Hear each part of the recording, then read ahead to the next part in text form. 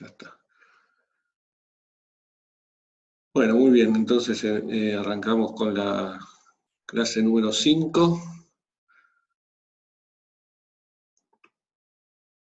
Ponemos el puntero.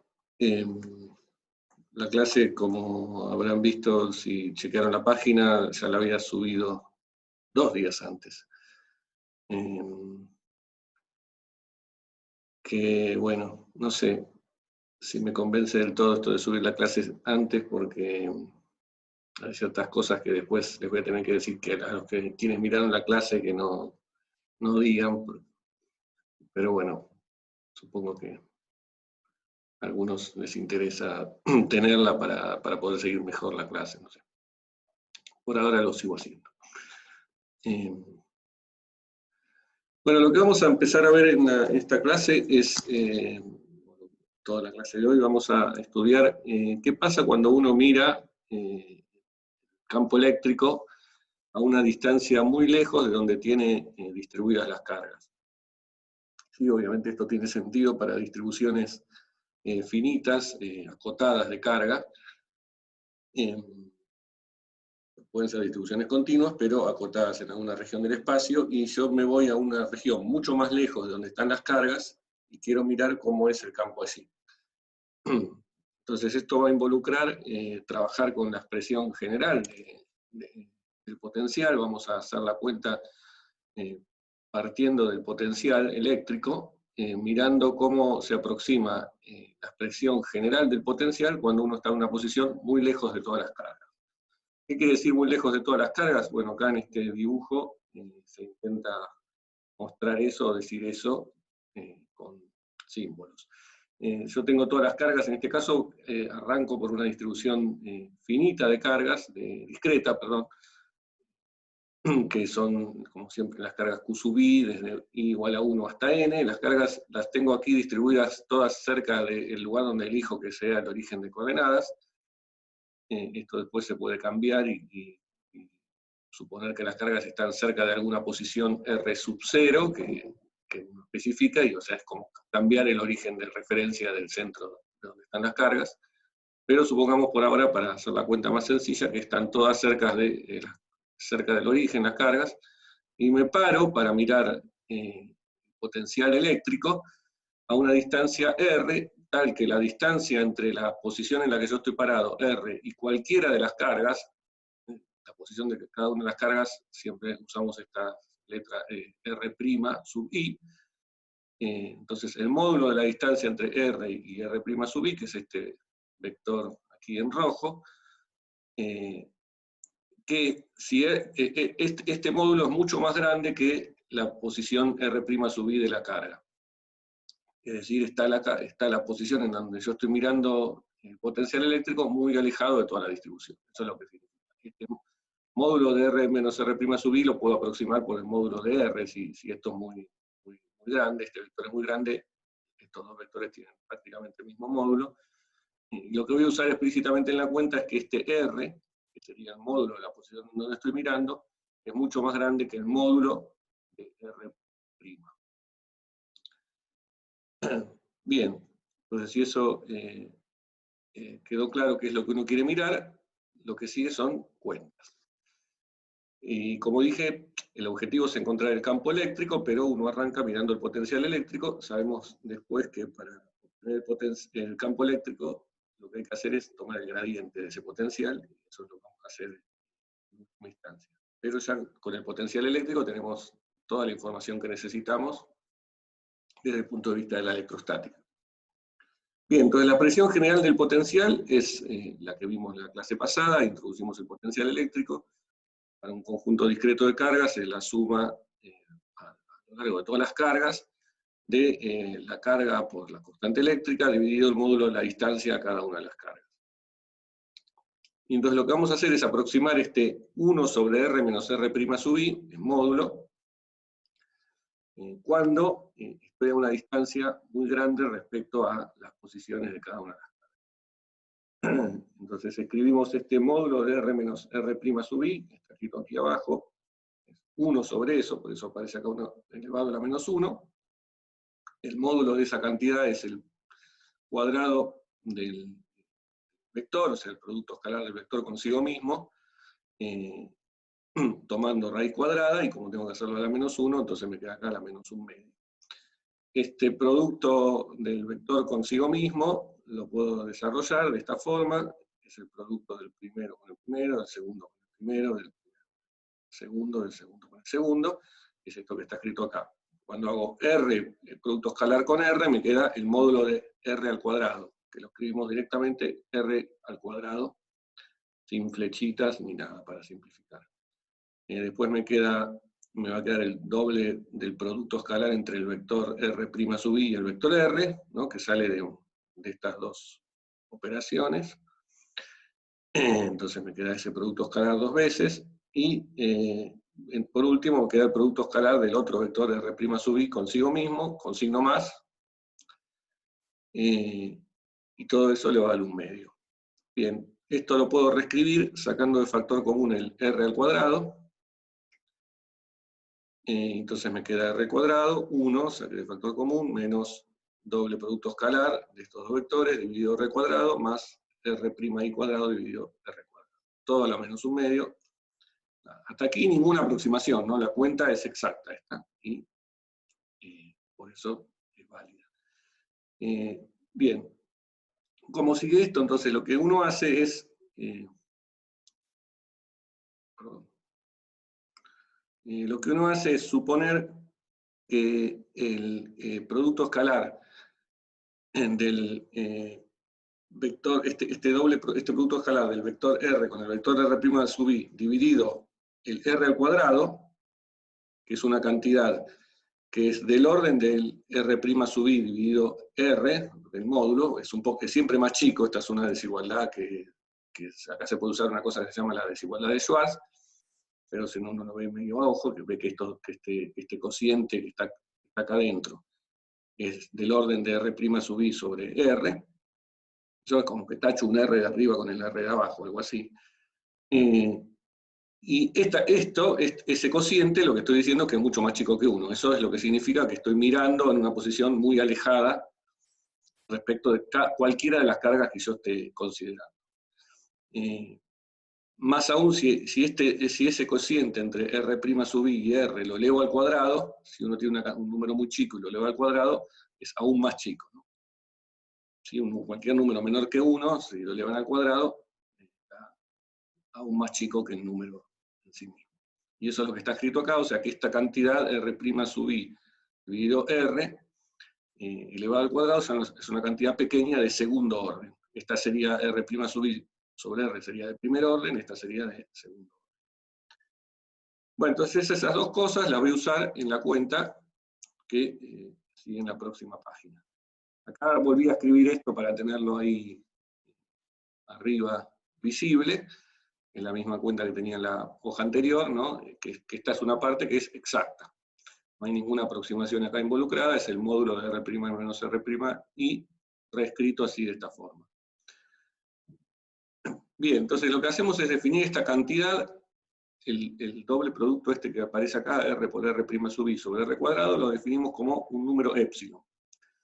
Número epsilon que ya sabemos que, por lo que vimos en la página anterior, para distancias muy largas respecto a cualquiera de las posiciones de las cargas, va a ser mucho más chico que 1. Y entonces, en este término que aparece acá entre paréntesis, que después uno tiene que elevar a un medio, todo eso, el término este R' sub i sobre R, lo vamos a suponer de orden epsilon al cuadrado, ¿no? Si esto es epsilon, y habíamos dicho que esto era del orden de R' dividido R, si hago así de nuevo, repito, como cancelar el R acá arriba, eso es de orden epsilon, este es de orden epsilon al cuadrado. Entonces, ya empezamos haciendo una primera aproximación, y es que en este desarrollo que aparece acá, en este término, perdón, este término es de orden epsilon, este es de orden epsilon al cuadrado, este lo cancelamos. O sea que cancelamos este primer término acá de orden epsilon al cuadrado, lo despreciamos. Y por otro lado, este otro término, 1 menos epsilon, aparece acá, elevado a la menos un medio, todo eso vamos a usar Taylor, de nuevo suponiendo que este epsilon es muy chico. Bueno, el Taylor de eso, esto lo saben de Mate 1, hacen el Taylor de esta expresión, de esta función, resulta que es 1 más 1/2 de epsilon, más términos de nuevo de orden epsilon al cuadrado, que siendo consistentes con lo que hicimos antes, también los tiramos. Entonces, este 1 menos epsilon a la menos 1/2 nos queda aproximadamente 1 más 1/2 de epsilon. Entonces, usando esto, tanto esto como el hecho de haber despreciado este término, en el desarrollo este que escribimos acá, en la forma de haber expresado el módulo de R menos R' a la menos 1, nos queda, en todo este paréntesis lo reemplazamos por 1 más 1/2 de epsilon. Y este 1 más 1/2 de epsilon es esto que está acá. ¿Sí? Fíjense que si el epsilon lo definí con el 2 acá, el 1/2 me hace volar el 2, el 1/2 del desarrollo. Directamente, ¿no? O sea, lo que aproximé es que la expresión 1 menos epsilon a la menos 1/2, que era lo que tenía acá adentro, cambió por 1 más 1/2 de epsilon, que es todo esto que tengo acá. El r al cuadrado que tenía acá de factor común, lo elevé a la menos 1/2, o sea, me queda r a la menos 1 y lo saqué afuera. Y entonces digo que este 1 sobre r menos r' módulo es aproximadamente esto. O sea, cambié un poco la expresión, me quedó algo de esta forma. Pero ahora vengo y lo reemplazo en el desarrollo del potencial, en la expresión del potencial, y me queda esto que sigue acá. La suma esta, que tenía la sumatoria sobre todas las cargas, me sigue quedando la sumatoria, y cambié este 1 sobre r menos r' por esto que está acá, que es 1 sobre r, por este factor 1 más el producto escalar este que está ahí arriba, dividido r al cuadrado. Bueno, acá hago la distributiva esta y me quedan dos sumatorias, ¿no? Una primera sumatoria, desde igual a 1 hasta n de las cargas dividido r, por la constante eléctrica, y una segunda sumatoria que resulta del producto de esto con este término de aquí, y es esto que sigue acá. ¿Sí? Fíjense que acá yo tenía un 1 sobre r afuera, que con el r al cuadrado me queda un 1 sobre r al cubo. Bien, en estas sumatorias, fíjense, estas sumatorias corren sobre las cargas, sobre el índice I de las cargas. Por lo tanto, bueno, K es obviamente constante, la saco afuera, pero el R también es constante para esta sumatoria. Es un R fijo que es la posición en donde yo estoy mirando. Y que acá lo puedo sacar afuera de la sumatoria. En este primer término me queda K sobre R, la suma, directamente la suma de las cargas. En el segundo término hago lo mismo, también puedo sacar el R al cubo que está acá de factor, afuera de la sumatoria, también el K. Y lo otro que puedo hacer es este R que aparece acá, también es común, es fijo para la sumatoria esta, digo. Entonces esto lo reescribo como lo saco fuera de factor común y me queda el R vector, producto escalar, la suma de estos vectores. O sea, no me tengo que olvidar que acá tenía un producto escalar, pero el producto escalar cumple con la distributiva o asociativa, o no sé cómo se dice, pero me queda de esta forma. Sí, entonces me quedó que el potencial, recapitulo, resumo hasta donde llegamos hasta aquí, ¿no? El potencial para puntos muy alejados de cualquiera de las cargas es la suma de estos dos términos. El primer término, que tiene la suma de todas las cargas, y el segundo término, que tiene una especie de factor pesado de las cargas por las posiciones en las donde están, posiciones con carácter vectorial. Bueno, eso está reescrito aquí, y ahora ponemos nombres. A la suma de todas las cargas es la carga neta de la distribución, ¿cierto? O sea, es la suma de todas las cargas, la voy a llamar Q grande. Y a eso lo voy a llamar la carga neta, ese sería el nombre más común que le podríamos dar, pero un nombre un poco más elaborado es llamar a esta cantidad el momento monopolar. ¿Sí? Bien, a eso le damos ese nombre, entonces momento monopolar de la distribución de cargas, o lo que es lo mismo la carga neta. El segundo término, donde ya aparecen involucradas, en este término no aparecen las posiciones de la carga, y es independiente, por lo tanto, de cómo están distribuidas las cargas. Lo único que importa es la carga total. Y neta, la carga neta, ¿no? Con signo que corresponda si uno tiene cargas positivas y negativas. En este segundo término ya intervienen las posiciones, el vector posición de cada una de las cargas, que aparece como una cantidad de primer orden, ¿no? Sin aparecer potencias del R' sub i. Bueno, a este primer término también le doy un nombre, que aparece aquí, la sumatoria de todas las cargas por la posición de cada una de las cargas, lo voy a llamar el momento dipolar de toda la distribución. Entonces, con ese nombre que le doy, que es una cosa que depende ahora sí de dónde están distribuidas las cargas de las posiciones, pero solo de eso, o sea, no depende de dónde yo estoy mirando el potencial, o sea, esta es una cantidad asociada a la distribución de cargas, igual que esta, la carga neta, ambas son dos cantidades asociadas a la distribución de cargas, y por eso se les da el nombre de momentos de la distribución de cargas, ¿no? Cada uno es una diferente cantidad que tendrá que ver con la distribución de las posiciones de las cargas exclusivamente. Bien, entonces el potencial reescrito con estos nombres, eso es todo lo que dice acá abajo, es la carga total por la constante eléctrica K dividido R, más este otro término que aparece acá, donde me queda el producto escalar de este vector que acabo de definir, que se llama momento dipolar, escalarmente con la posición en donde estoy mirando, R, dividido la distancia a la cual estoy mirando, R al cubo, por la constante eléctrica. ¿Sí? Remarco esto de que esta cantidad, que el momento dipolar, es un vector.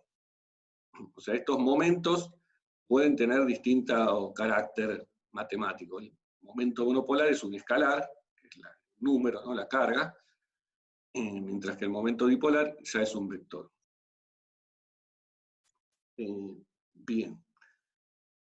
Bueno, fíjese que el potencial, escrito como esta suma de estos dos términos, el primer término se corresponde con el potencial que conocíamos, que vimos en la clase pasada, de una carga puntual, cuyo valor es esta Q grande.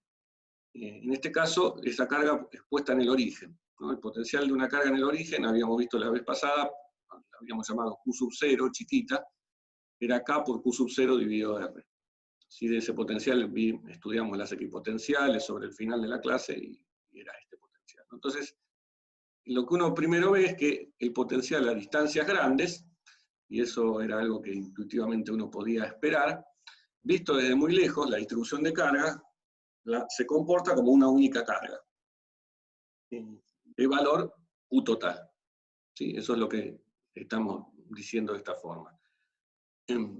Acá hay involucrado un aproximado, porque esto salió de hacer un desarrollo para distancias largas. ¿Se acuerdan que vimos en una de las clases el caso de una esfera cargada, sólida, con la carga toda distribuida en la esfera? Habíamos visto que el potencial, si uno se paraba en una posición afuera de donde estaba distribuida la carga, o sea, para un radio mayor que el radio de la esfera, el potencial, el campo eléctrico, en realidad en esa clase vimos el campo eléctrico, no calculamos el potencial, pero era sencillo después hacerlo, si uno quisiera.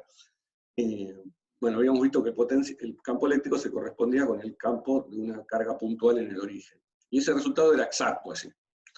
Bueno, yo les remarqué que eso era exacto para el caso de la esfera, pero no era necesariamente cierto para cualquier distribución de cargas. Pero lo que ahora vemos es que sí es cierto, por lo menos aproximadamente, digamos aproximadamente con el orden de aproximación de cuán pequeño es la distancia a la que estoy mirando respecto a dónde están distribuidas las cargas, es cierto aproximadamente que el potencial ese a primer orden, o a orden cero sería, es el potencial de una carga puntual. Bien, hasta ahí no hay nada que uno le pueda sorprender, pero lo siguiente, que ya se pone un poco más interesante, es qué pasa, bueno, algo más respecto a eso, ¿no? Desde el punto de vista del desarrollo matemático que hicimos, el hecho de que el potencial se pueda ver como el de una carga puntual también tiene que ver con despreciar el siguiente término, ¿no? En desarrollo, porque yo dije que esta primera parte es el potencial de una carga puntual, pero también está esta otra parte que acabamos de ver. Bien, este término, fíjense, el primero, depende de la distancia como 1 sobre R. O sea, esto, dicho de alguna forma no muy elaborada, uno lo puede decir que este término va como 1 sobre R. O sea, depende como 1 sobre R. Eso es lo que significa decir va como 1 sobre R. El siguiente término uno podría plantearse cómo depende de R. ¿Sí? Lo primero que saltaría es que esto va como 1 sobre R al cubo, porque aparece acá el R al cubo. Bien, pero no hay que olvidarse que acá arriba también hay un R. Lo cual hace entonces que este término en verdad vaya como 1 sobre R al cuadrado. ¿Sí? Entonces, el primer término del desarrollo va como 1 sobre R. El siguiente va como 1 sobre R al cuadrado. Ahora, si R es grande, 1 sobre R al cuadrado va a ser más chico que 1 sobre R. O sea que este término va a ser, en general, si me paro a distancias grandes, más chico que el primero. Y eso es lo que dice, lo que estoy diciendo es que este término domina a distancias grandes. Entonces ahora sí puedo decir un poco mejor esto que estaba diciendo antes, que estoy a distancias grandes, lo que domina en el desarrollo es el primer término que me dice que el potencial va como el de una carga puntual. Ahora, eso es válido si el factor que aparece multiplicando al 1 sobre R, que es esta Q grande, además de la constante eléctrica, que nunca es cero, pero si el factor este Q grande es distinto de cero. Si el factor este Q grande que aparece acá, o sea, si la carga neta es cero, este término directamente no está. O sea, más allá de que la dependencia de esto vaya con 1 sobre R y decrezca más lentamente que 1 sobre R al cuadrado, si Q grande es cero, esto no está directamente. ¿Sí? Con lo cual el término que sobrevive es este, que va como 1 sobre R al cuadrado. O sea, es un potencial que decrece más rápido con la distancia que el potencial de una carga puntual. Pero este es el que domina. ¿Sí? A este potencial que queda cuando la carga neta es cero, cosa que puede pasar físicamente en muchos casos, y sabemos que pasa en la naturaleza, en los átomos, también en las moléculas, que la carga neta va a ser cero, y eso vamos a ver después un ratito que es importante remarcarlo. El potencial que va a dominar entonces, si tengo la carga neta igual a cero, es este potencial que está acá, el producto escalar del momento dipolar con la vector-posición dividido R al cubo por K, al que le vamos a dar un nombre y lo vamos a llamar potencial dipolar. ¿Sí? O potencial de un dipolo, P. Que ahora vamos a definir lo que es un dipolo.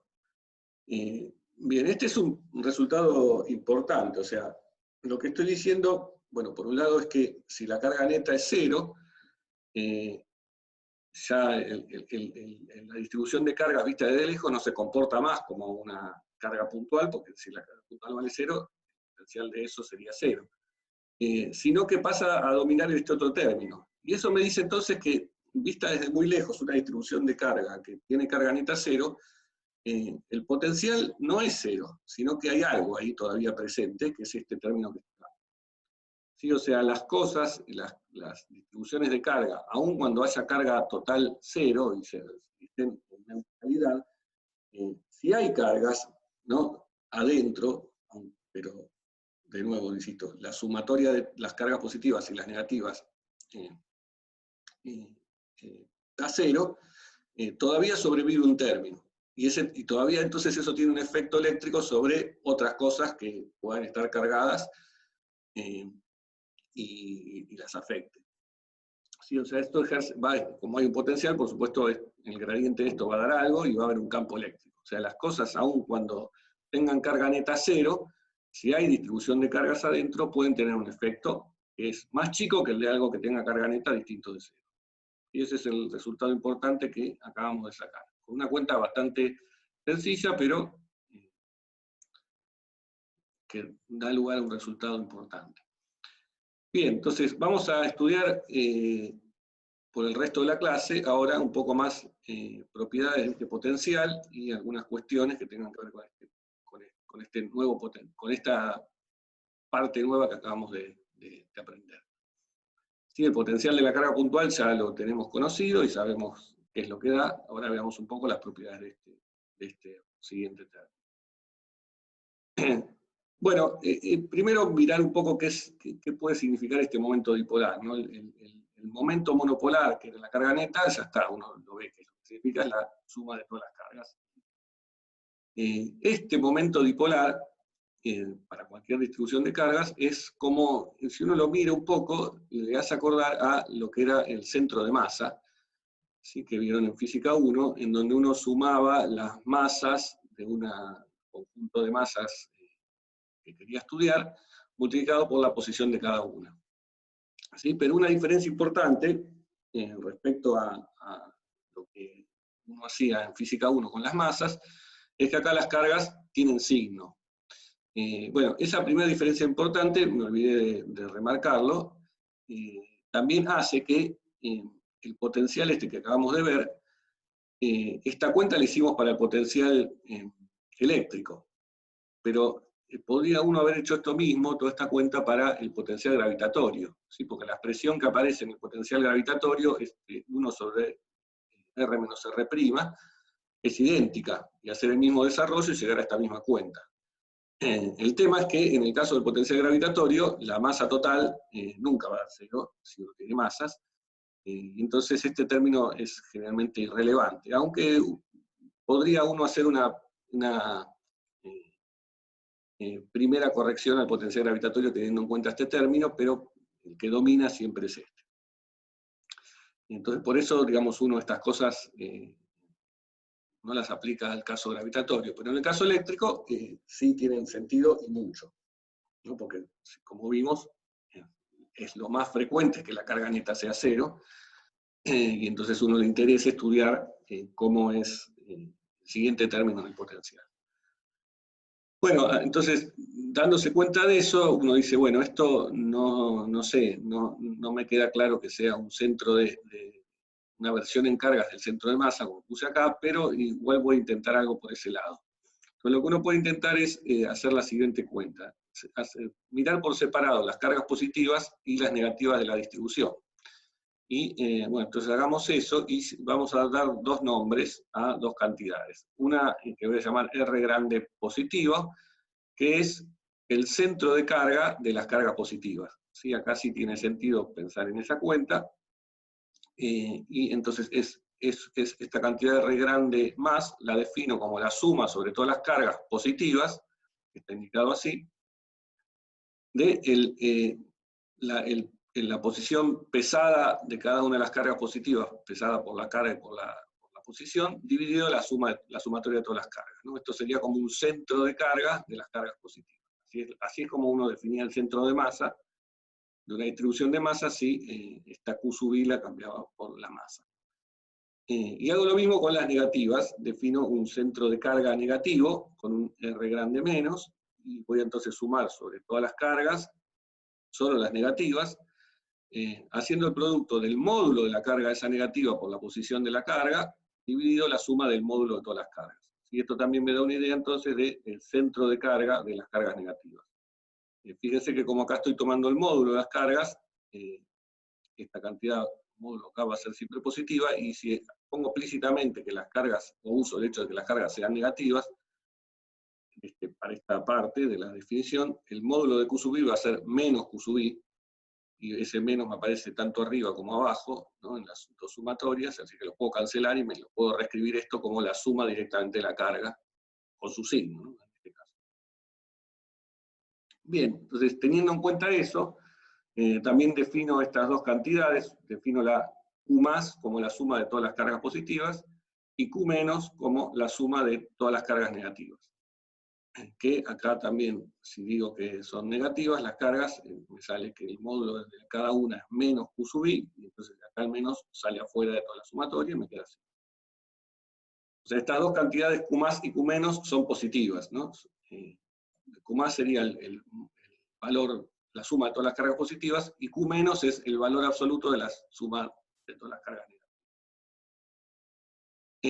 Bien, bajo esas definiciones, lo que resulta es que la suma esta de todas las cargas positivas del valor pesado Q sub I por R' sub I, lo puedo escribir, que es esto que está acá, el R, esta sumatoria, que es esto que está acá, lo puedo escribir pasando la suma esta total de todas las cargas para el otro lado como la suma de todas las cargas, que llamé Q más, por R grande más.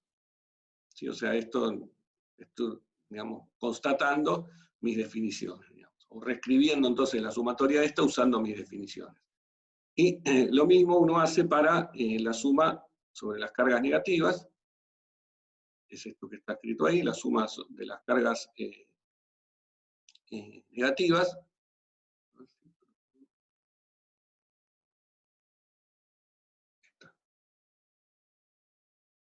No, achiqué el videíto así no molesta.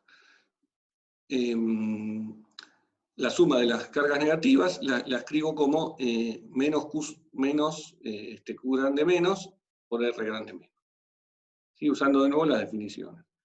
Entonces, usando esto, el momento dipolar total, que es esto que está acá, está repetida esta expresión, la voy a escribir separando primero la suma sobre las cargas positivas y después la suma sobre las cargas negativas. ¿Sí? Esto es válido porque estoy nada más separando la suma en dos partes.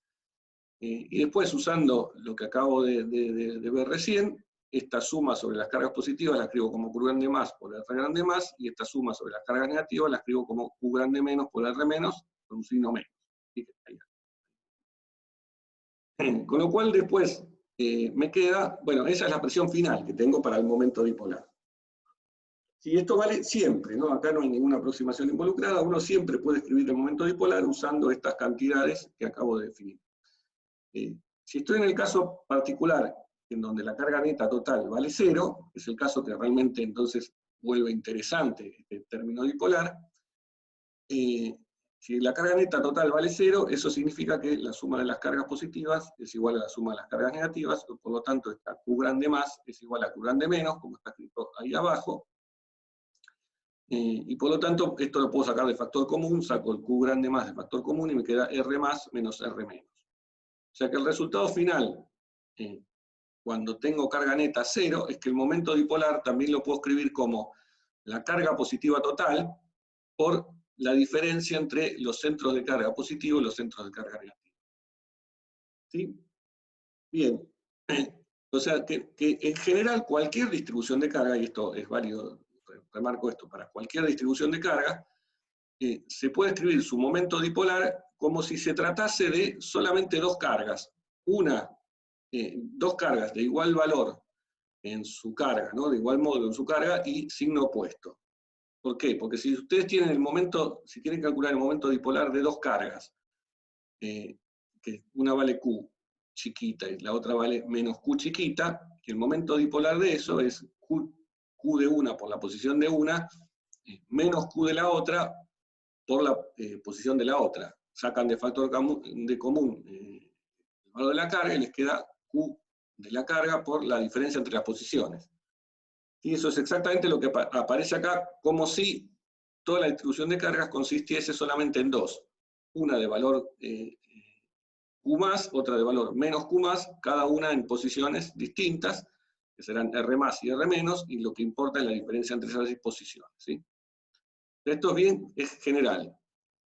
Bueno, como aparece eso, justamente a esa distribución de cargas específica, que sean solamente dos cargas puntuales, de igual magnitud, Q chiquita y signo opuesto, separados por una distancia delta R, a uno les da un nombre y a eso se llama dipolo, ¿sí? Que es esto que aparece en este dibujo de acá.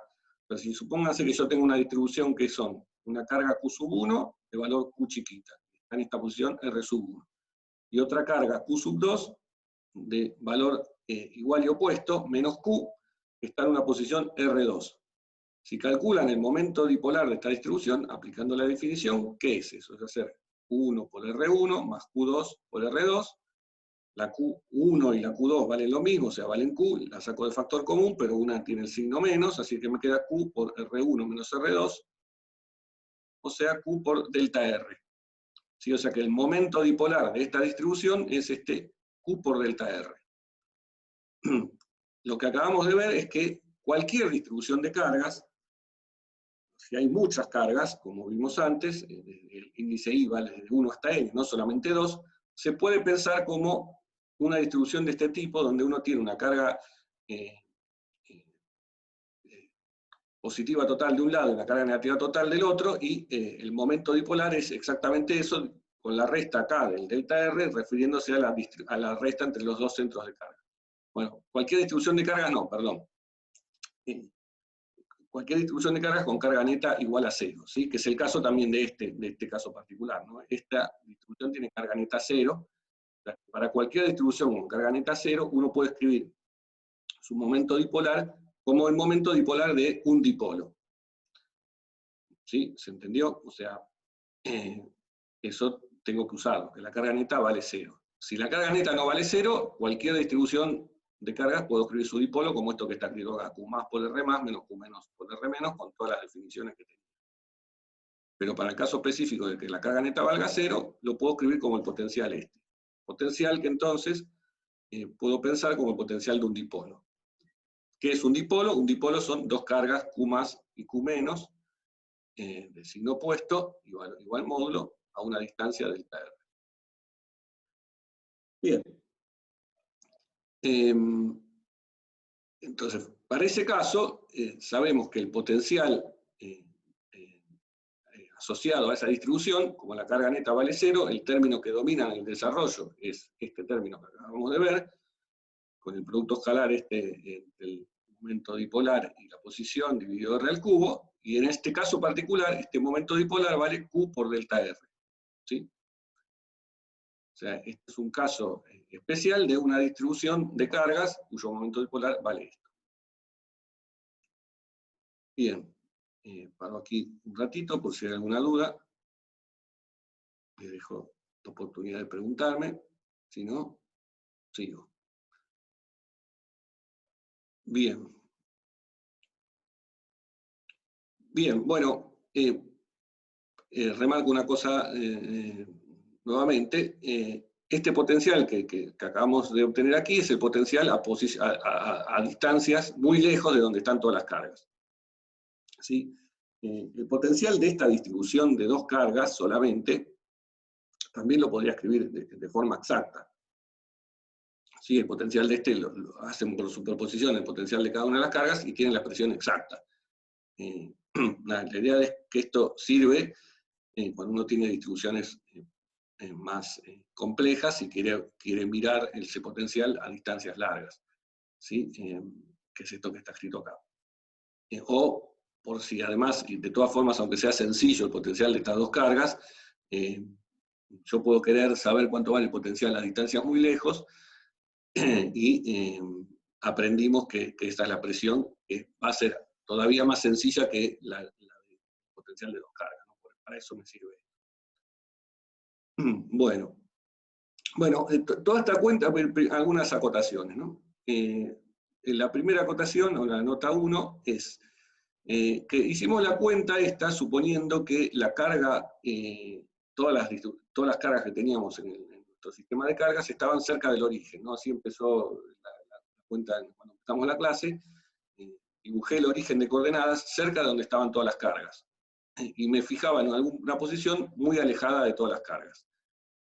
Bueno, lo que había ya anticipado ahí cuando empecé a hablar, dije que si en realidad las cargas estaban cerca de una posición R sub 0, que no es el origen, o sea, tengo las cargas distribuidas en alrededor de alguna otra posición, bueno, nada, uno repite toda esa cuenta, pero lo que hace es referenciar a la posición de ese nuevo origen, si quiero cambiar el origen, y la cuenta vale todo igual, el desarrollo queda todo igual, solamente que hay que arrastrar ese cambio de origen de coordenadas todo el tiempo.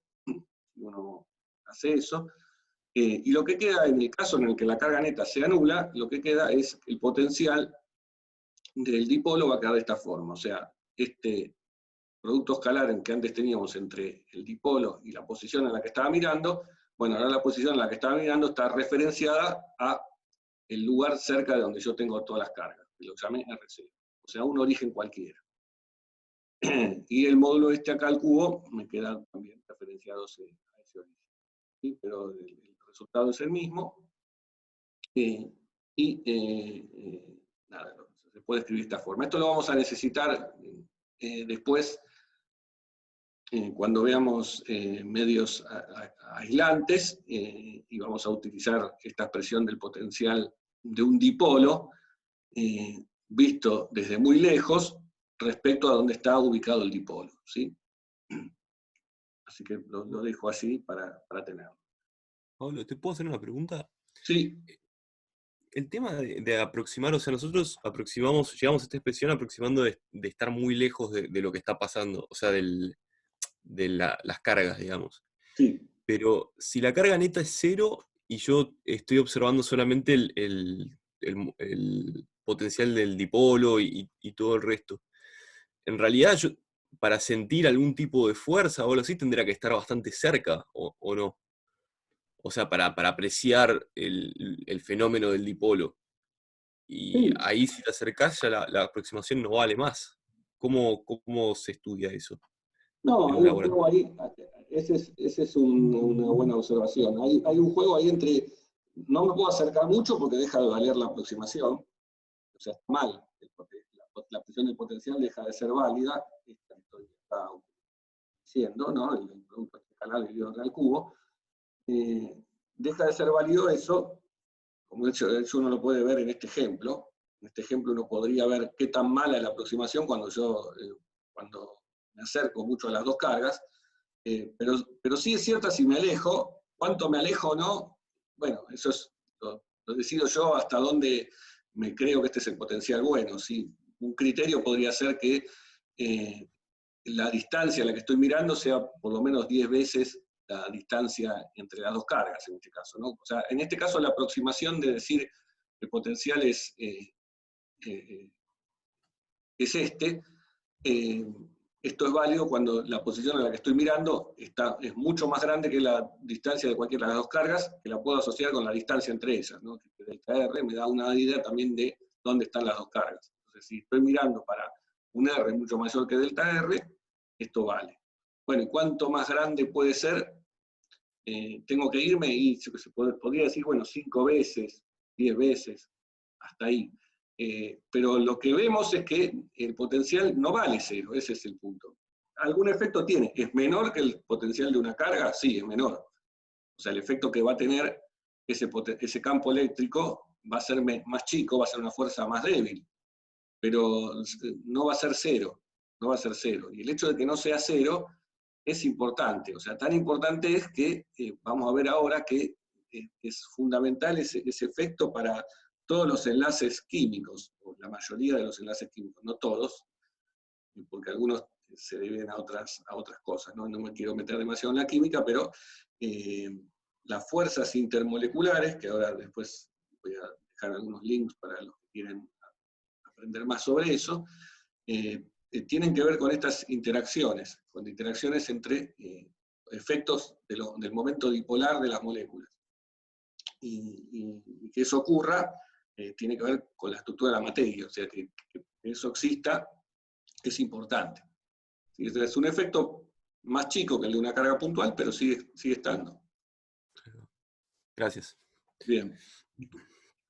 Bueno, acá hay un detalle más, también una nota sobre una cuestión, ¿no? Lo que vimos hasta aquí es que si la carga neta total es cero, en el caso que estábamos hablando recién, el potencial no vale cero y domina el término dipolar. Ahora uno se podría plantear, bueno, pero ¿qué pasa si, podría pasar primero, podría pasar que la carga neta sea cero y que también el momento dipolar sea cero? Entonces yo les hago esa pregunta y acá viene, para los que se bajaron el archivo antes de la clase y lo miraron y lo entendieron, eh, no digan nada. Si a alguno se le ocurre, bueno, si podría pasar esto, o sea, podría pasar que sea cero la carga y sea cero el momento dipolar, en cuyo caso el potencial daría cero, ¿no? Pareciera. Pero podría pasar eso, ¿hay alguna distribución de carga que a uno se le ocurra? ¿Sí? Para pensar un poquito eso, que es lo que estoy planteando, lo que uno tiene que ver es la definición del momento dipolar, ¿no? Que era una sumatoria de las posiciones de las cargas por el valor de las cargas. O sea, es fácil ver que uno puede tener carga neta cero, sumando cargas positivas y negativas, y acá este ejemplo básico es un ejemplo posible, ¿no? Uno tiene una Q y una menos Q, y acá ve que la carga neta vale cero. Pero el momento dipolar acá no vale cero, justamente, y bueno, me olvidé de remarcar algo, ¿no? Cuando definimos lo que era un dipolo, el dipolo es una flecha, es un vector que apunta en la dirección de la distancia entre las dos cargas. ¿Sí? La dirección que une las dos cargas es este dipolo, y va siempre de la carga negativa a la carga positiva. Así definimos el momento dipolar los físicos.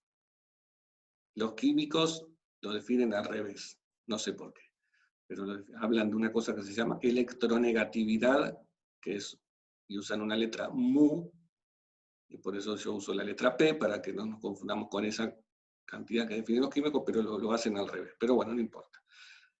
Este vector va ahí. Bueno, después vuelvo a la pregunta. Mientras hablaba, no sé si alguno pensó.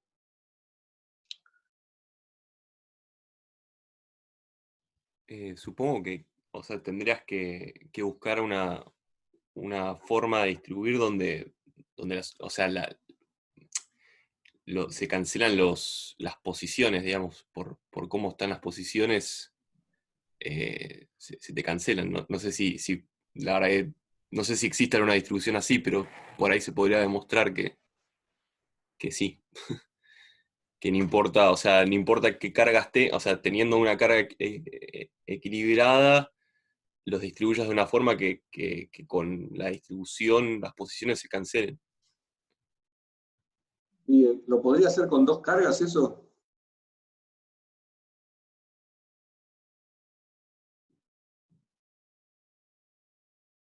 O sea, quiero que pasen dos cosas, ¿no? Que la carga neta sea cero y que el momento dipolar sea cero.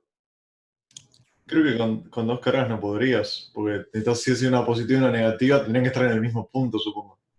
Claro, Claro. y ahí ya, si estoy en el mismo punto, no va. ¿No? Yo quiero que haya dos cargas. O sea, si estoy en el mismo punto, es la misma carga, digamos. Es una sola carga,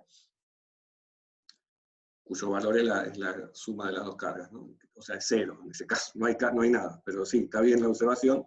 Si estoy en el mismo punto, funcionaría, pero yo quiero que haya. O sea, la respuesta es no, ¿no? Con dos cargas no hay forma de hacerlo. O sea, lo Pero que se me ocurre es por ahí dos cargas positivas, dos cargas negativas, y que las positivas estén en sentido, o sea, en la misma dirección, en sentido opuesto, las negativas también en la misma dirección, en sentido opuesto, a la misma distancia, digamos. sí, me gusta por ahí, pero ¿cómo es la positiva? Tengo dos positivas y dos negativas. ¿Cómo las ubicaría de nuevo para? Es difícil en el aire, ¿no? Hacerlo. Sí, o sea, me imagino una recta, digamos, por ahí que pasó por el origen, y sobre esa recta ponemos las dos positivas a la misma distancia del origen, pero en distinta dirección, o sea, en distinto sentido. Sobre la misma recta todas. No, solo las dos positivas, y después en otra recta las dos negativas, que también a la misma distancia del centro. Y por ahí Bien. se te cancelan el eje, ¿no? En un eje. En el otro eje ya tenés, es como si fuera tenés dos puntuales en una recta. O no me equivoco. O No, sea, podría si vos lo haces. funcionar lo que está diciendo él, porque vos podés poner en una recta las dos positivas a la misma distancia. Ahí alguien está acá dibujando. Ahí está. Buenísimo. Claro, exactamente. Así como está dibujado, no sé si todos lo ven el dibujito que alguien hizo. Tengo sobre esta recta las dos positivas a la misma distancia que sobre esta recta las dos negativas. ¿Sí? Y esta distribución, fíjense que cumple. Si ustedes calculan el momento dipolar de esto, supónganse que tenemos el origen acá, donde en el medio de las cuatro cargas. Pongo el origen acá. Hagan la cuenta si todas las cargas valen lo mismo, ¿no? Q. Estas valen Q, esta menos Q, esta menos Q. El momento dipolar de esto va a dar 0. ¿Sí? Este es justamente el ejemplo que tengo yo inmediatamente en esta hoja.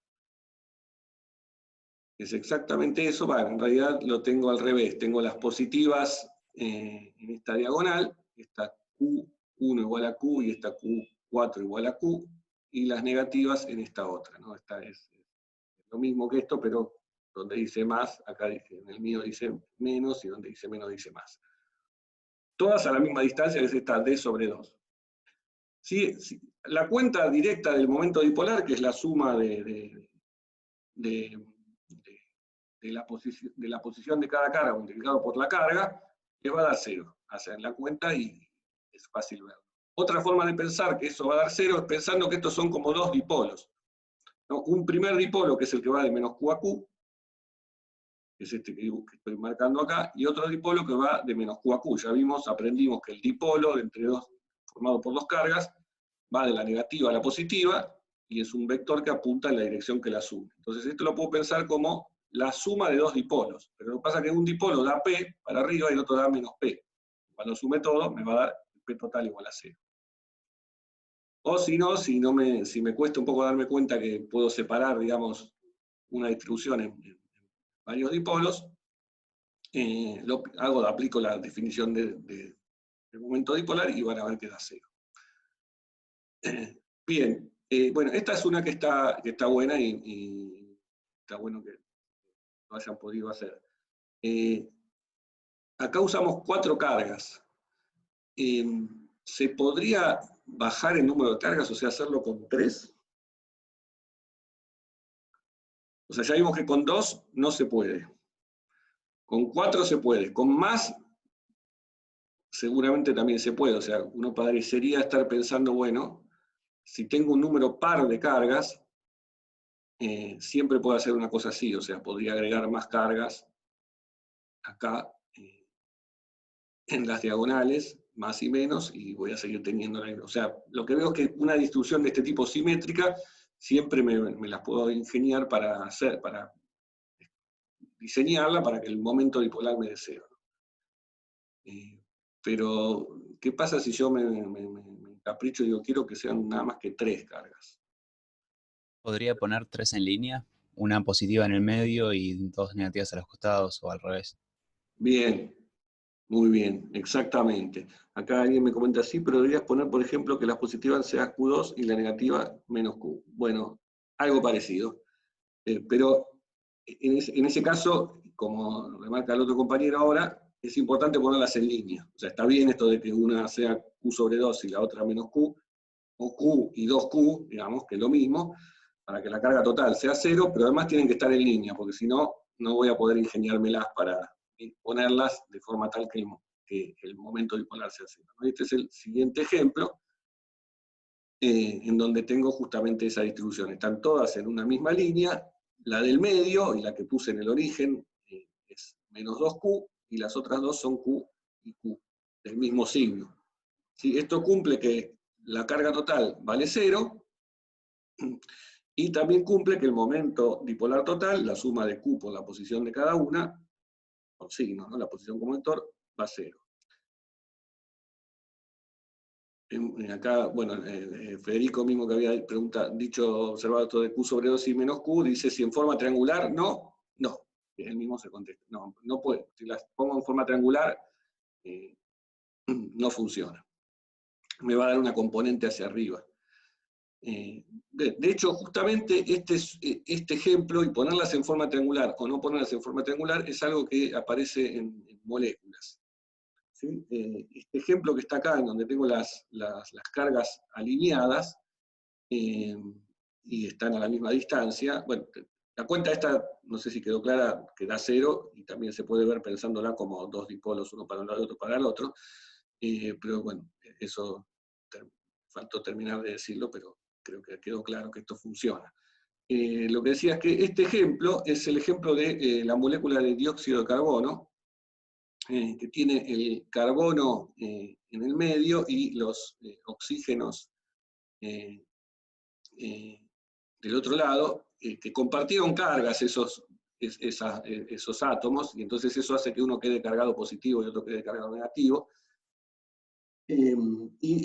pero quedan distribuidos de esta forma, en esta molécula, o está armada para que queden distribuidos de esta forma, o eso es lo que sucede en la naturaleza, y esa molécula no tiene momento dipolar. En cambio, la molécula de agua, que es H2O, que tiene entonces 2 hidrógenos y un oxígeno, donde también hubo los electrones de uno se fueron para los de otro, y eso dejó a uno cargado con signo negativo y otro con signo positivo, se distribuyen en forma triangular. O sea, también es una molécula de 3 átomos, pero al estar distribuida en forma triangular, sí hay un momento dipolar neto, y por eso la molécula de agua es una molécula polar. Bueno, me anticipé algo que iba a decir después, porque nada, sí, no pude evitar mencionarlo. Pero ahora lo repetimos y les muestro un link a más cosas estas de química. Bueno, la pregunta es, ¿qué pasa en estos casos? ¿No? Porque yo arranqué planteando en la página anterior si podría ocurrir que la carga neta valga cero y que también el momento dipolar valga cero. Y entonces lo que uno ve es que en el desarrollo que acabamos de ver, el potencial total, tanto el primer término como el segundo, se fueron. ¿Sí? Entonces, ¿qué hacemos aquí? De nuevo, a quienes no... La pregunta va dirigida a los que no vieron la clase anticipadamente.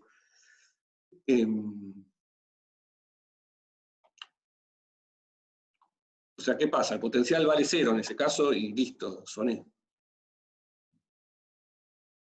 No soné, da cero el potencial y ya está.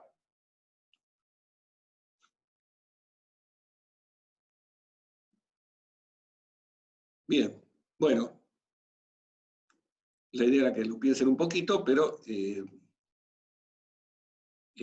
lo digo. O sea, sí. No hay fuerza directamente. Claro, parecería ser que no hay fuerza eléctrica, claro, que si el potencial da cero, no hay campo, no hay fuerza eléctrica. Eso es lo que nos da, en este caso, bastante especial, pero que vemos que hay ejemplos en la realidad que esto podría pasar. Bien, bueno, en verdad no es así. ¿Por qué? Porque hay que recordar que cuando hicimos el desarrollo, hicimos un Taylor para el potencial a distancias muy largas, tiramos de entrada, no solamente aproximamos la expresión para hacer el Taylor, sino que tiramos un término que iba con R' sub I dividido R todo al cuadrado. O sea, tiramos un término de orden epsilon cuadrado. Entonces, lo que sucede cuando uno tiene este caso en el que Q total vale cero y que P total sea cero, es que ese término que tiramos ahora ya no lo podemos tirar. ¿Por qué? Porque estaba bien tirarlo cuando uno lo miraba y veía que era de orden más chico que los otros dos, pero era de orden más chico que los otros dos si los otros dos no eran cero. ¿Sí? O sea, es lo mismo que pasaba en el caso donde uno no tenía, si uno tiene carga neta igual a cero, el término que pasa a dominar es el término dipolar. ¿Por qué? Porque el primer término es exactamente cero, pero apenas la carga sea distinta de cero, ese término, el de la carga distinta de cero, el monopolar, es el que gana porque ese término va como 1 sobre R. ¿Sí? El término del momento dipolar va como 1 sobre R al cuadrado. Lo mismo que aplicaba acá, ahora sucede cuando uno tiene cero igual a los dos primeros términos. Si tiene Q total igual a cero, momento dipolar igual a cero, si bien esos términos normalmente dominan, el siguiente va a pasar a ser el importante. O sea que lo que uno tiene que hacer en este caso es mantener ese término en el desarrollo. Y eso es lo que sigue en esta siguiente página, hay que retener el término este en el desarrollo y seguir con la cuenta teniendo en cuenta ese término, no tirarlo. O sea, hacer un desarrollo ahí a orden epsilon al cubo, y no a orden epsilon al cuadrado como hicimos. Tirando el término de orden epsilon al cubo sí, pero no el de orden epsilon al cuadrado. Acá alguien me pregunta, en el caso que R por P se anulan por ser perpendiculares, ¿cuál sería la explicación física? Sí, eso puede pasar, pero ese se anula solamente en un punto ahí. O sea, o en una recta, si querés. O sea, si uno tiene el momento dipolar, en la recta de puntos en donde estoy en la dirección perpendicular al momento dipolar, es el término del momento dipolar vale cero. Sí, y en ese caso uno tendría que considerar el siguiente término, que es el que estoy ahora mencionando. Pero yo me refería a que se anule en todo punto del espacio. ¿Sí? Es lo que sucede cuando el P vale cero. Si el P vale cero, se anula en todo punto del espacio el potencial y parecería que no hay potencial. Pero sí, es buena la observación. Si estoy en la recta perpendicular a P, el potencial dipolar vale cero. Claro, pero ¿por qué variaría el potencial dependiendo la posición de R? Bueno, porque sí, ¿no? El potencial depende de la posición en la que estoy. De alguna forma, esa dependencia con la posición que existe del potencial, bueno, puede hacerme, la sigo teniendo. La sigo teniendo y me pasa que en esa dirección, justo, nada, se me anula el efecto este dipolar.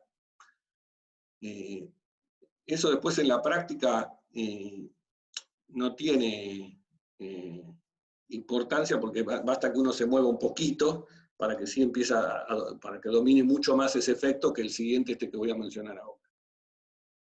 O sea, basta que uno se aleje una pequeña cantidad de la recta esa, y este término, el término dipolar pasa a dominar, ¿sí? Siempre y cuando, digamos, la carga neta sea cero. Si la carga neta no es cero, directamente ese término tampoco importa, el dipolar no importa. Bueno, el término que sigue, que es el término que tiene que ver con el factor orden epsilon al cuadrado, se llama cuadrupolar.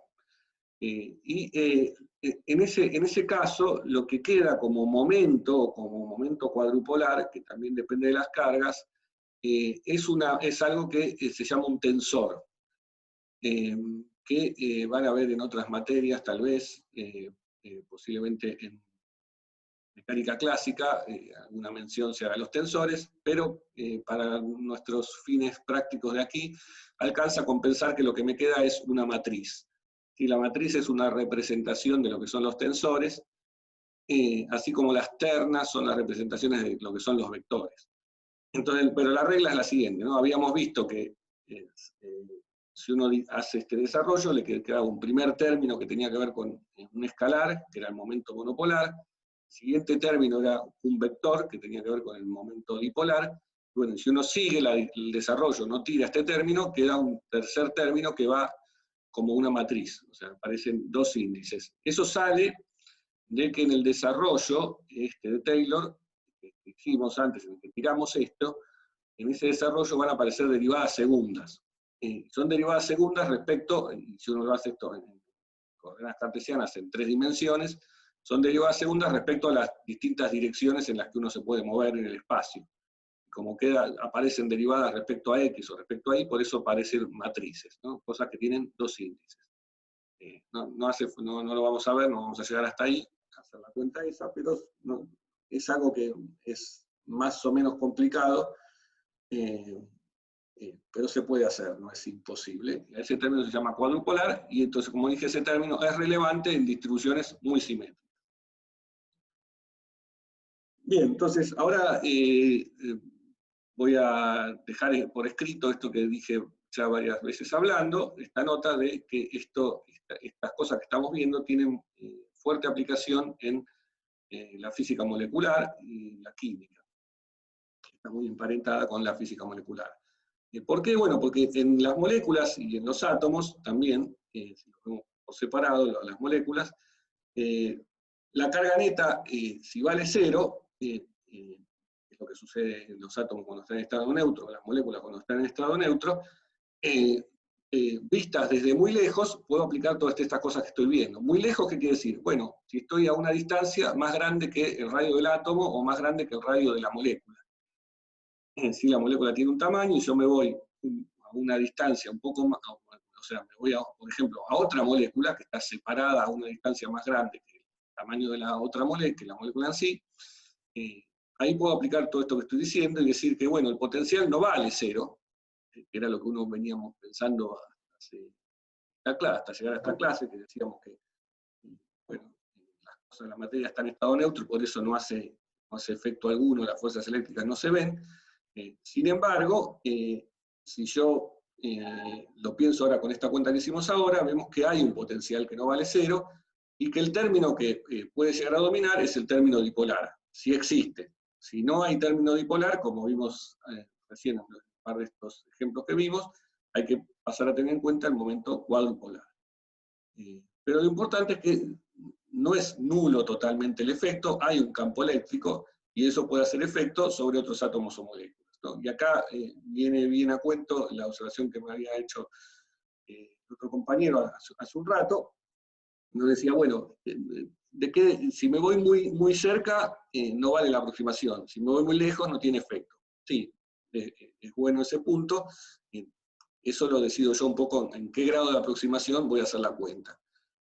Pero justamente cuando me voy no tan cerca, suficientemente lejos como para que esto valga, es el caso en el que intervienen las fuerzas entre las moléculas, ¿no? Si yo me voy muy lejos de la molécula, nada, esto no tiene ningún efecto y lo puedo despreciar realmente. Pero si me acerco a la molécula, no tanto como para que deje de valer la aproximación esta que estoy haciendo, puedo en primera aproximación pensar que la fuerza que se van a ejercer estas dos moléculas pueden tener que ver con estos dipolos. Sí, esto da origen a los enlaces químicos. Bueno, hay toda una cuestión acá de nombres que se usan, enlaces covalentes, no valentes, qué sé yo qué. Y yo como ejemplo, habíamos visto hace un ratito justo las moléculas estas que están puestas acá. Esta es la molécula de dióxido de carbono, en donde la distribución justamente tiene momento dipolar 0. Entonces esta tiene mucho menor efecto que otra molécula como la del agua, en donde hay un momento dipolar, tiene esta distribución así triangular, hay un momento dipolar que apunta en la dirección justo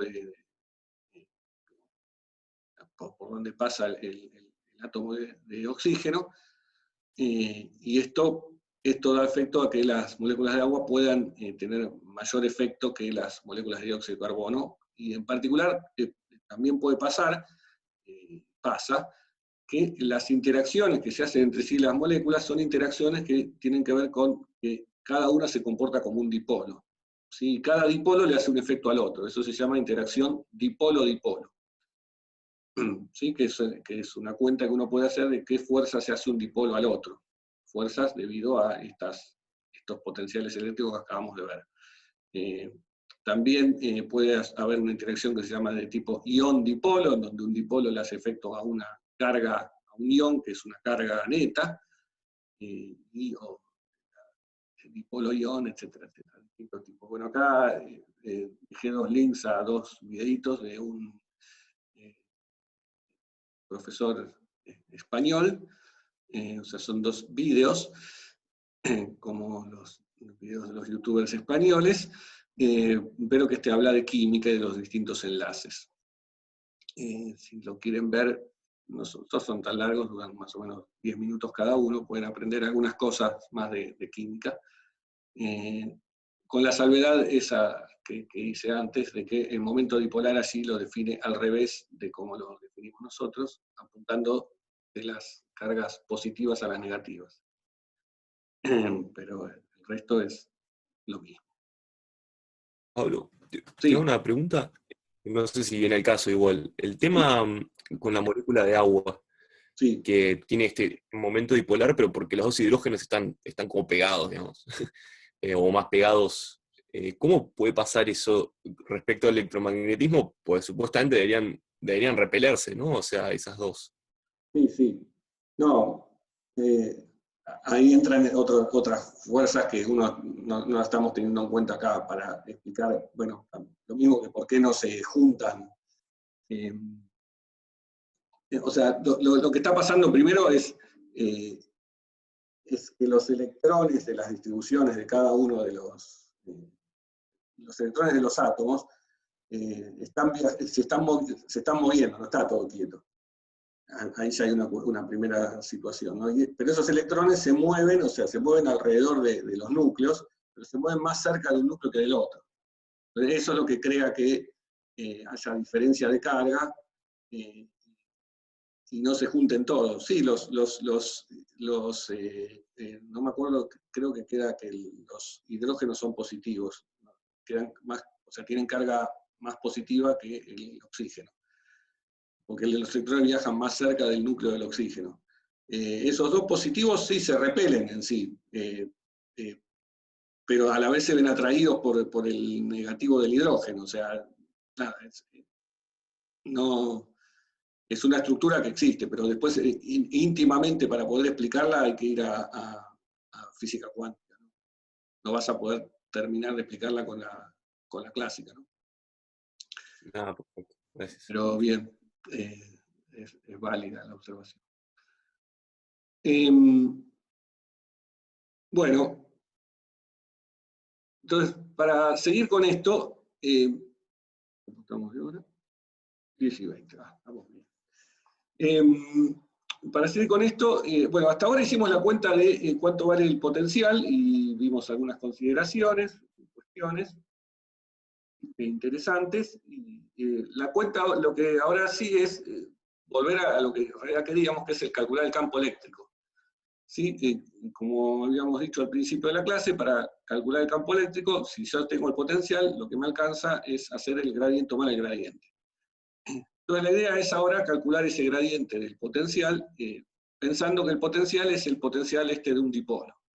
¿Sí? O lo que vimos es que a distancias grandes, si estoy mirando el potencial de una distribución de carga cuya carga neta vale 0, el potencial lo puedo aproximar por esta expresión que está acá. Entonces lo que voy a hacer es tomar el gradiente de esto, o sea, derivar esto respecto a la posición.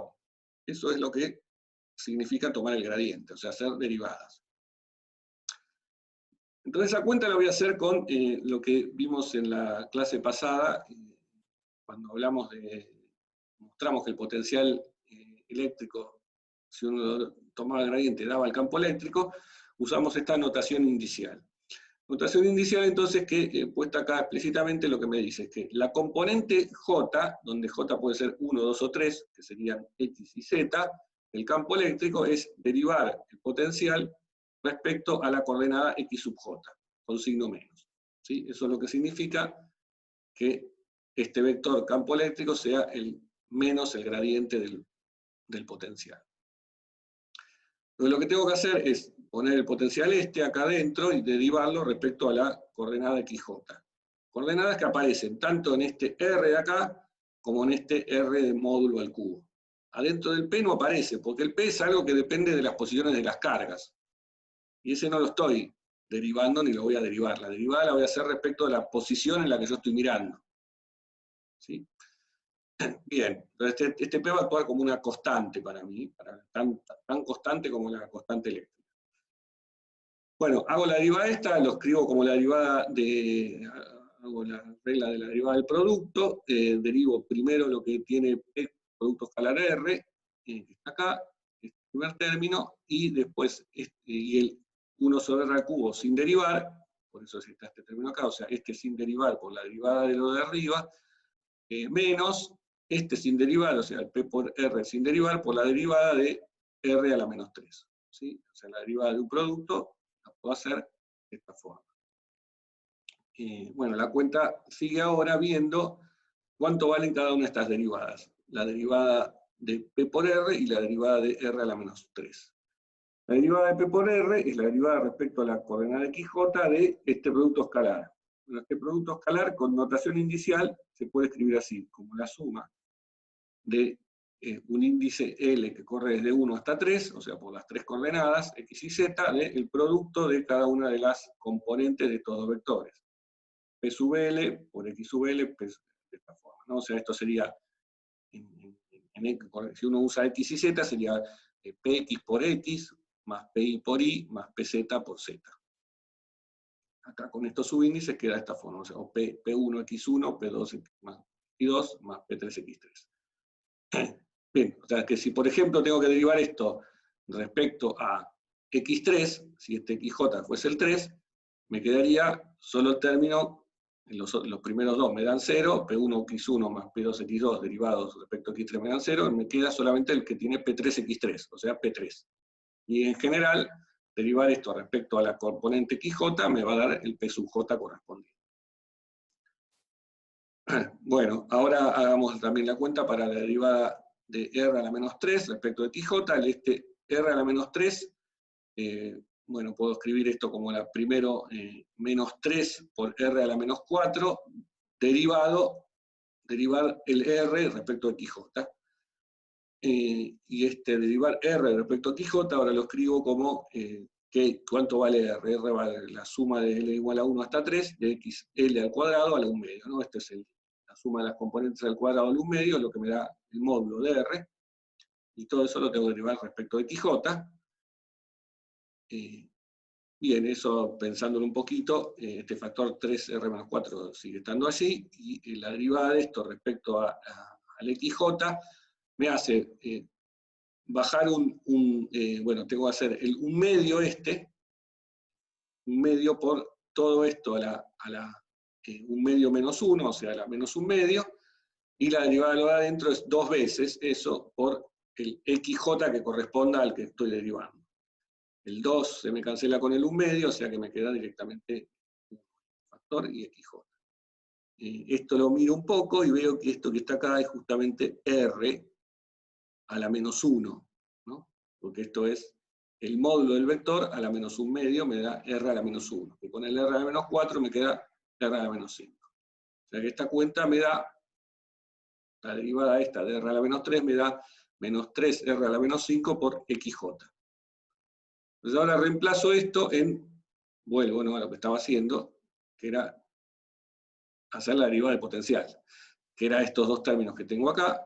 El primero lo reemplazo por P sub J, ya vi que era esto fácil, quedó P sub J, o sea que me queda menos K P sub J dividido R al cubo. Y el segundo, que aparece acá la derivada esta que vimos acá, lo reemplazo por lo que corresponde. Fíjense que como acá la derivada me dio un menos, con el menos este me queda más, y después me queda un número 3, ahí que tenía un factor 3, el R a la menos 5, lo escribo como 1 sobre R a la quinta, el P por R que tenía acá afuera lo dejo, y el XJ que tenía en esta derivada lo pongo así. O sea que me queda esto. Que esta es la componente J del campo eléctrico, ¿no? Esto es bien genérico, pero ahora si yo quisiera lo podría escribir de nuevo en forma vectorial, sin usar los índices estos de componentes, y me doy cuenta que si esta es la componente J del campo eléctrico, el campo eléctrico completo, digamos, las tres componentes juntas, escritas así, el PJ se corresponde con la componente J del momento dipolar P. ¿Sí? O sea que este término menos KPJ sobre R al cubo se correspondería con este término que está acá, que es este menos P vector K sobre R al cubo. Mientras que este otro término tiene el producto escalar de P con R, pero acá aparece el XJ, que cuando yo las escribo, las tres componentes, o sea, si escribo lo que estoy haciendo es escribiendo esta ecuación como una terna, ahora poniendo E1, E2, E3 de este lado, acá P1, P2, P3, y acá X1, P2, X3, y me quedan dos vectores. Y este vector que me aparece acá es el vector justamente de posición, que es este término que está acá. ¿Sí? Adicionalmente, acá lo que hice fue sacar de factor común el R al cubo, y entonces el R a la quinta me quedó como R al cuadrado, y este término, que si saqué factor de común en R al cubo, me queda nada. Entonces, finalmente me quedó esta expresión, ¿no? Esto es una cuenta que, si se perdieron un poquito en la cuenta, después la pueden revisar para ver si la terminan de entender, y si no, no pasa nada. Este es el resultado final de la cuenta, ¿no? La cuenta entonces es haber derivado el potencial, y me quedó este campo más o menos complicado para el dipolo, ¿sí? Se dan cuenta que la expresión para el campo eléctrico es más complicada que la expresión del potencial, ¿no? Matemáticamente involucra más cosas. Pero salen del mismo lugar, ¿no? Fíjense una cosa, que este campo eléctrico va como 1 sobre R al cubo. Eso uno lo puede ver porque el factor este que multiplica a este 1 sobre R al cubo, por un lado no tiene nada, acá tiene P, así que esto depende de las cargas, de la posición de las cargas, pero no de la posición en donde yo estoy mirando. Y por otro lado, este término que aparece acá tiene un R al cuadrado abajo, pero acá de arriba tiene también un R al cuadrado, o sea que es el módulo de esto, se me cancelan los R al cuadrado, y lo único que queda es que esto también va como 1, digamos, como P. O sea que todo esto va como P, y esto va como 1 sobre R al cubo. O sea, la dependencia con la posición de este campo eléctrico va como 1 sobre R al cubo. Si uno lo compara con la ley de Coulomb, de la dependencia de un campo eléctrico de una carga puntual, habíamos visto que eso va como 1 sobre la distancia al cuadrado. Bueno, acá se ve nuevamente que el campo eléctrico dipolar decae más rápido, o sea, es más chico el campo de una carga puntual. De nuevo, si la carga neta de la distribución es 0, entonces este campo es el que, aunque sea más chico, va a dominar, porque el otro campo, el de la parte de la carga neta, es exactamente 0. Bien. Bueno, uno lo que puede hacer es tratar de graficar esto para darse una idea de cómo es ese campo eléctrico en el espacio. Y eso es lo que sigue en esta hoja, ¿no? Este es un gráfico de el potencial de un dipolo, ¿no? Estoy pensando acá que tengo un dipolo, este dipolo está indicado acá por esta flecha, recordemos que el dipolo es un vector, o sea, acá podría pensar que tengo dos cargas, una menos Q aquí abajo donde parte la flecha y una más Q acá, y que esas dos cargas producen un dipolo y que ese dipolo me produce un campo eléctrico que sale de toda la cuenta que hicimos antes y que si lo grafico, las líneas de campo me tienen esta forma, ¿sí? Dan como estos lóbulos. En estas líneas de campo falta dibujar el sentido de para dónde apunta el campo. Bueno, va a apuntar siempre acá, de este lado va a apuntar hacia afuera, hacia allá, o sea, para donde me estoy moviendo apuntan las líneas, de esta forma, y también están y salen estas líneas. Bueno, hay una línea de campo que pasa por el eje, o sea que el campo eléctrico acá apunta de esta forma. Uno podría hacer la cuenta específicamente de cuánto vale el campo en el eje perpendicular al dipolo, y ese campo vale exactamente esto que está acá.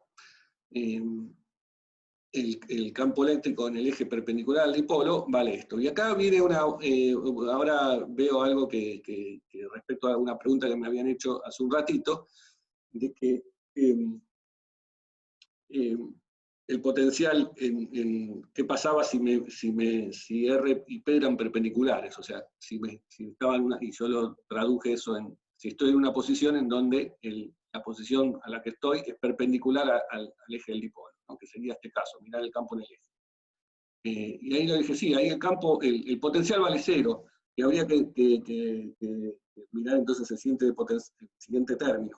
Eso está bien, pero algo importante que pasa y que me olvidé de decir, y que digamos, de alguna forma no estaba del todo correcto físicamente, y ahora lo remarco, el potencial puede valer 0, pero lo que tiene sentido físico es el campo eléctrico siempre, ¿no? El campo eléctrico es el gradiente del potencial. Y entonces una función puede valer 0 en alguna zona, pero su gradiente no es 0 y apunta, en este caso, en esta dirección acá, paralela al dipolo, perpendicular al eje. O sea, hay campo eléctrico, aun cuando el potencial valga 0 a lo largo de todo este eje. ¿Sí? Eso también pasaba en cosas antes de ver estas cosas del dipolo. Uno podría tener el potencial 0 en alguna línea, pero su campo eléctrico no era 0. Así que el potencial sea 0 no me garantiza que el campo sea 0, porque el campo tiene que ver con la diferencia de potencial. Sigue habiendo diferencia de potencial, sigue habiendo campo. Bien, entonces, bueno, eso pasa justamente en este ejemplo. Y como estaba diciendo, uno puede calcular explícitamente, mirando esta fórmula que está acá, qué pasa si me paro en puntos en donde P por R vale 0, o sea, por lo cual esto se me va, y ahí se ve claramente la cuenta lo que da, ¿no? Si esto se me va, me queda menos Kp por R al cubo. Menos Kp digo sobre R al cubo, que es esto que está acá. Así que ese es un campo que apunta en sentido opuesto al del dipolo. ¿Sí? Ese es el campo este que está dando la vuelta casi de esta forma. Esto vamos a ver después en una cosa que se llaman dieléctricos, que de ahí viene el nombre del dieléctrico, de oponerse el campo al dipolo. Pero por ahora queda así como una cuestión que la vemos técnica, que sale el resultado. Lo otro que les decía es mirar el campo en el eje del dipolo, y ahí uno ve que ese campo, cuando uno lo mira en el eje, tiene que volver a esta cuenta de acá, suponer que P y R son paralelos, con lo cual este producto escalar queda el módulo de los dos vectores, módulo de P por módulo de R, en la dirección de R esta, y lo que sale es, haciendo la cuenta esta, lo que sale es que queda 2 veces el valor de dipolo. sea que es un campo eléctrico que apunta también apunta en la dirección del dipolo, pero para el mismo sentido que tiene el dipolo en este caso. Si me muevo sobre el eje del dipolo, póngase que se llama el eje Z, el campo a lo largo de esa línea apunta a la dirección del dipolo y vale 2 veces el doble de lo que valía este a la misma distancia, ¿sí? O sea, el doble de lo que vale el campo en el eje perpendicular a la misma distancia. Bueno, ambos campos decrecen a 0 con 1 sobre r al cubo, como debe ser, como acabamos de ver en forma general, y ambos campos tienden a infinito cuando me acerco al dipolo, o sea, cuando r tiende a 0. De todas formas, no tiene sentido acercarse mucho al dipolo, porque cuando me acerco mucho al dipolo, esta aproximación de cuánto valía el campo deja de ser válida. Pero algo interesante que uno podría ver es acordarse del campo eléctrico entre dos cargas, campo que tal vez llegaron a calcular en un ejercicio, de dos cargas iguales y de signo opuesto, es esto que tengo acá dibujado. El campo eléctrico de esas dos cargas, uno lo podría haber calculado exactamente, que es este dibujo que está acá. Lo que se puede ver es que si uno hace el campo ese eléctrico de dos cargas y las va acercando las cargas, las va acercando una con la otra, ese campo tiende a este que está acá. Ahora, lo que hay que hacer para hacer el límite exacto de llegar de este campo a este límite exacto es hacer tender a 0 la distancia entre las dos cargas, pero de forma tal que el producto de la carga por la distancia entre ellas se mantenga fijo y constante y sea el valor que vamos a llamar P.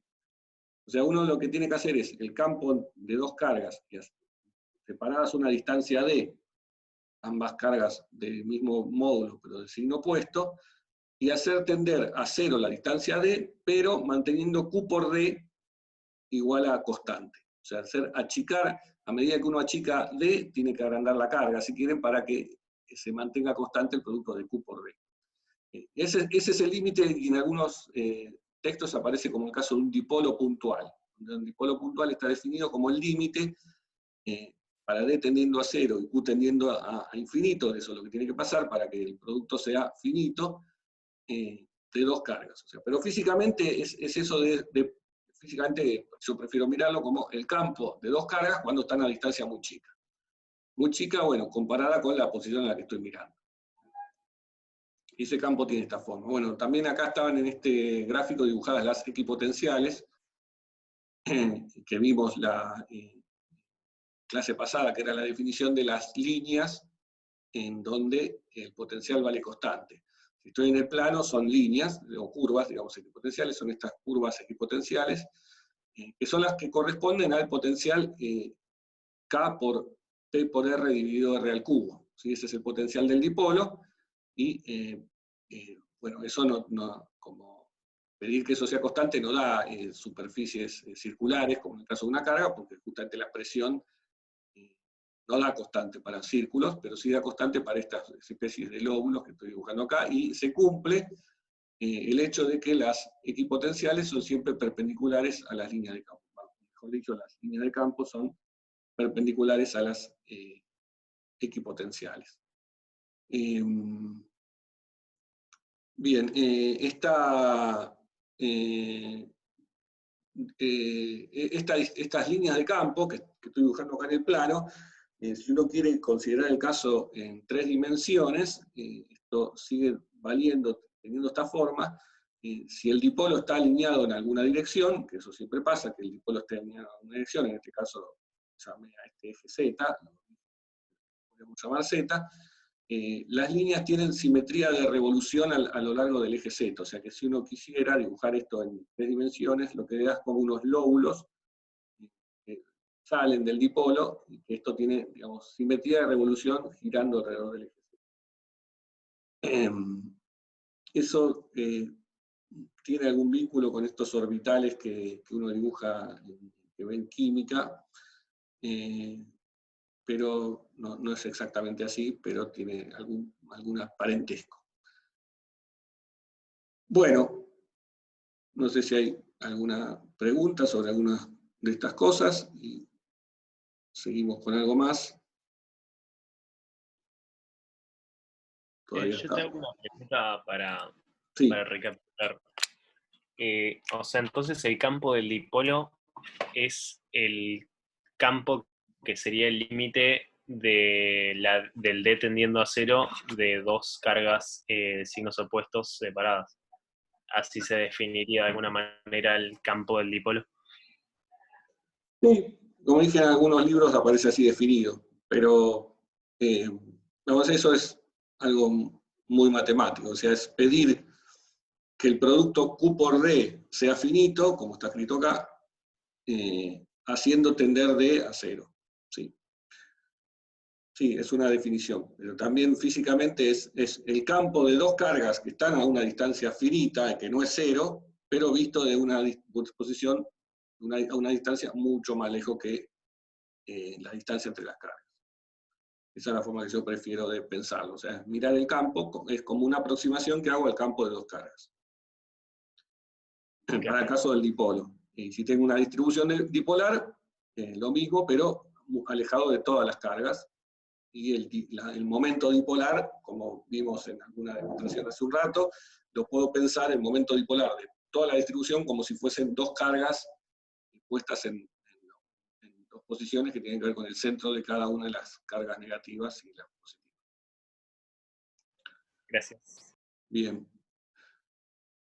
Bueno, para terminar toda esta clase sobre dipolos, la siguiente cuestión o tema que voy a agregar, si te alcanza el tiempo, es qué pasa, o sea, todo esto que vimos hasta ahora es cómo es el campo de un dipolo o de una distribución de cargas que tiene momento dipolar, vista desde muy lejos, pero uno podría estudiar ahora qué pasa si uno tiene esa distribución de cargas, en este caso si tiene un dipolo, o sea, tiene dos cargas, acá como está en este dibujo, una positiva y una negativa, y esa distribución de cargas la lleva a un lugar donde ya había un campo eléctrico, o sea, había un campo eléctrico externo. Por ejemplo, llevo esa distribución de esas dos cargas a el espacio entre dos planos infinitos, que sabemos que ahí hay un campo eléctrico, y ese campo bueno, hace efecto sobre las cargas. Entonces, la cuenta que sigue es pensar qué efecto tiene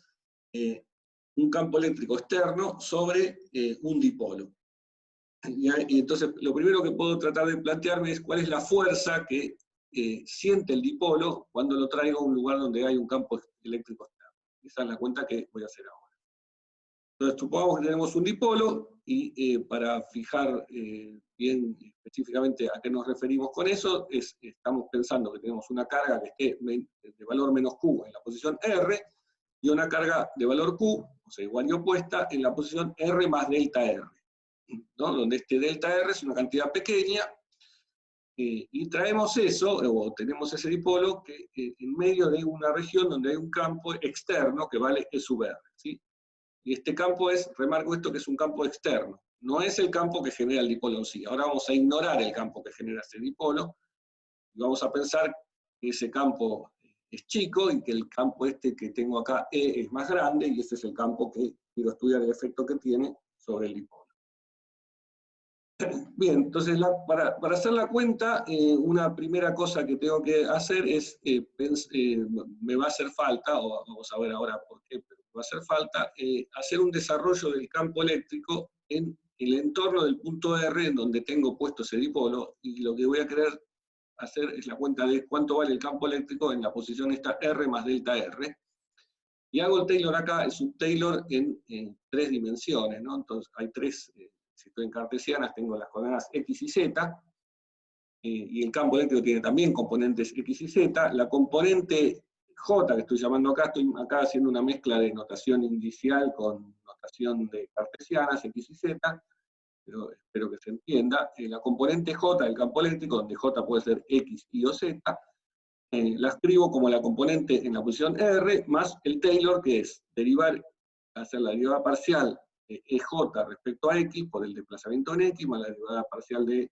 EJ respecto a Y por el desplazamiento en Y, más la derivada parcial de EJ respecto a Z por el desplazamiento en Z, más términos de orden delta cuadrado, donde este delta, bueno, puede ser delta X, delta Y o delta Z, es un delta genérico que abarca a los tres, ¿no? O sea, esto sería el término primer orden del Taylor de esta expresión. Esto en forma vectorial antes de escribirlo en forma vectorial. Esto lo puedo reescribir así.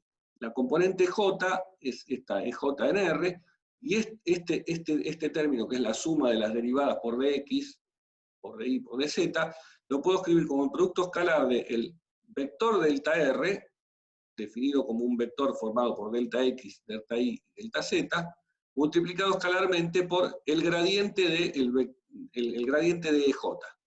Así que este gradiente es dj de x, dj de y, dj de z. ¿Sí? Estoy acá tomando el gradiente de una de las componentes del campo eléctrico. Por ejemplo, si fuese la componente x, sería el gradiente de E sub x.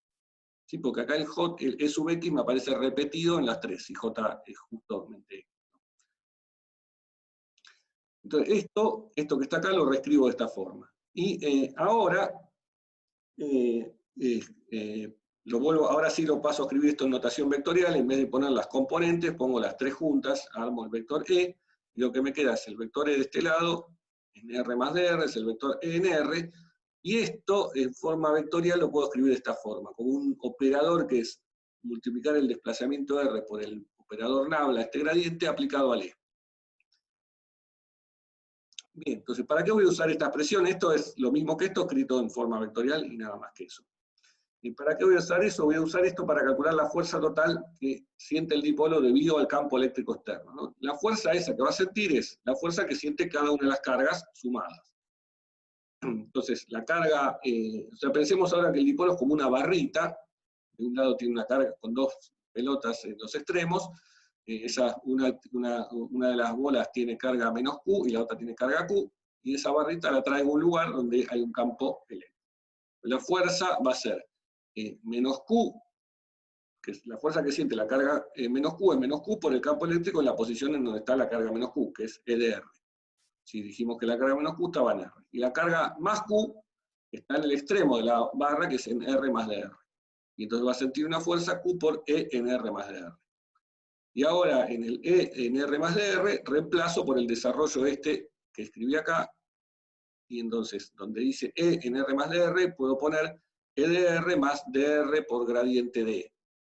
¿Sí? Y ya tiro el término este de orden delta al cuadrado. Bueno, al reemplazar esto que está acá en este lugar, lo que me queda es primero un término Q por E, y después otro término que es Q por esto, Q por dr gradiente. Y el término este de orden delta cuadrado, que acá lo dejé escrito, todavía no lo desprecié, pero después lo voy a despreciar.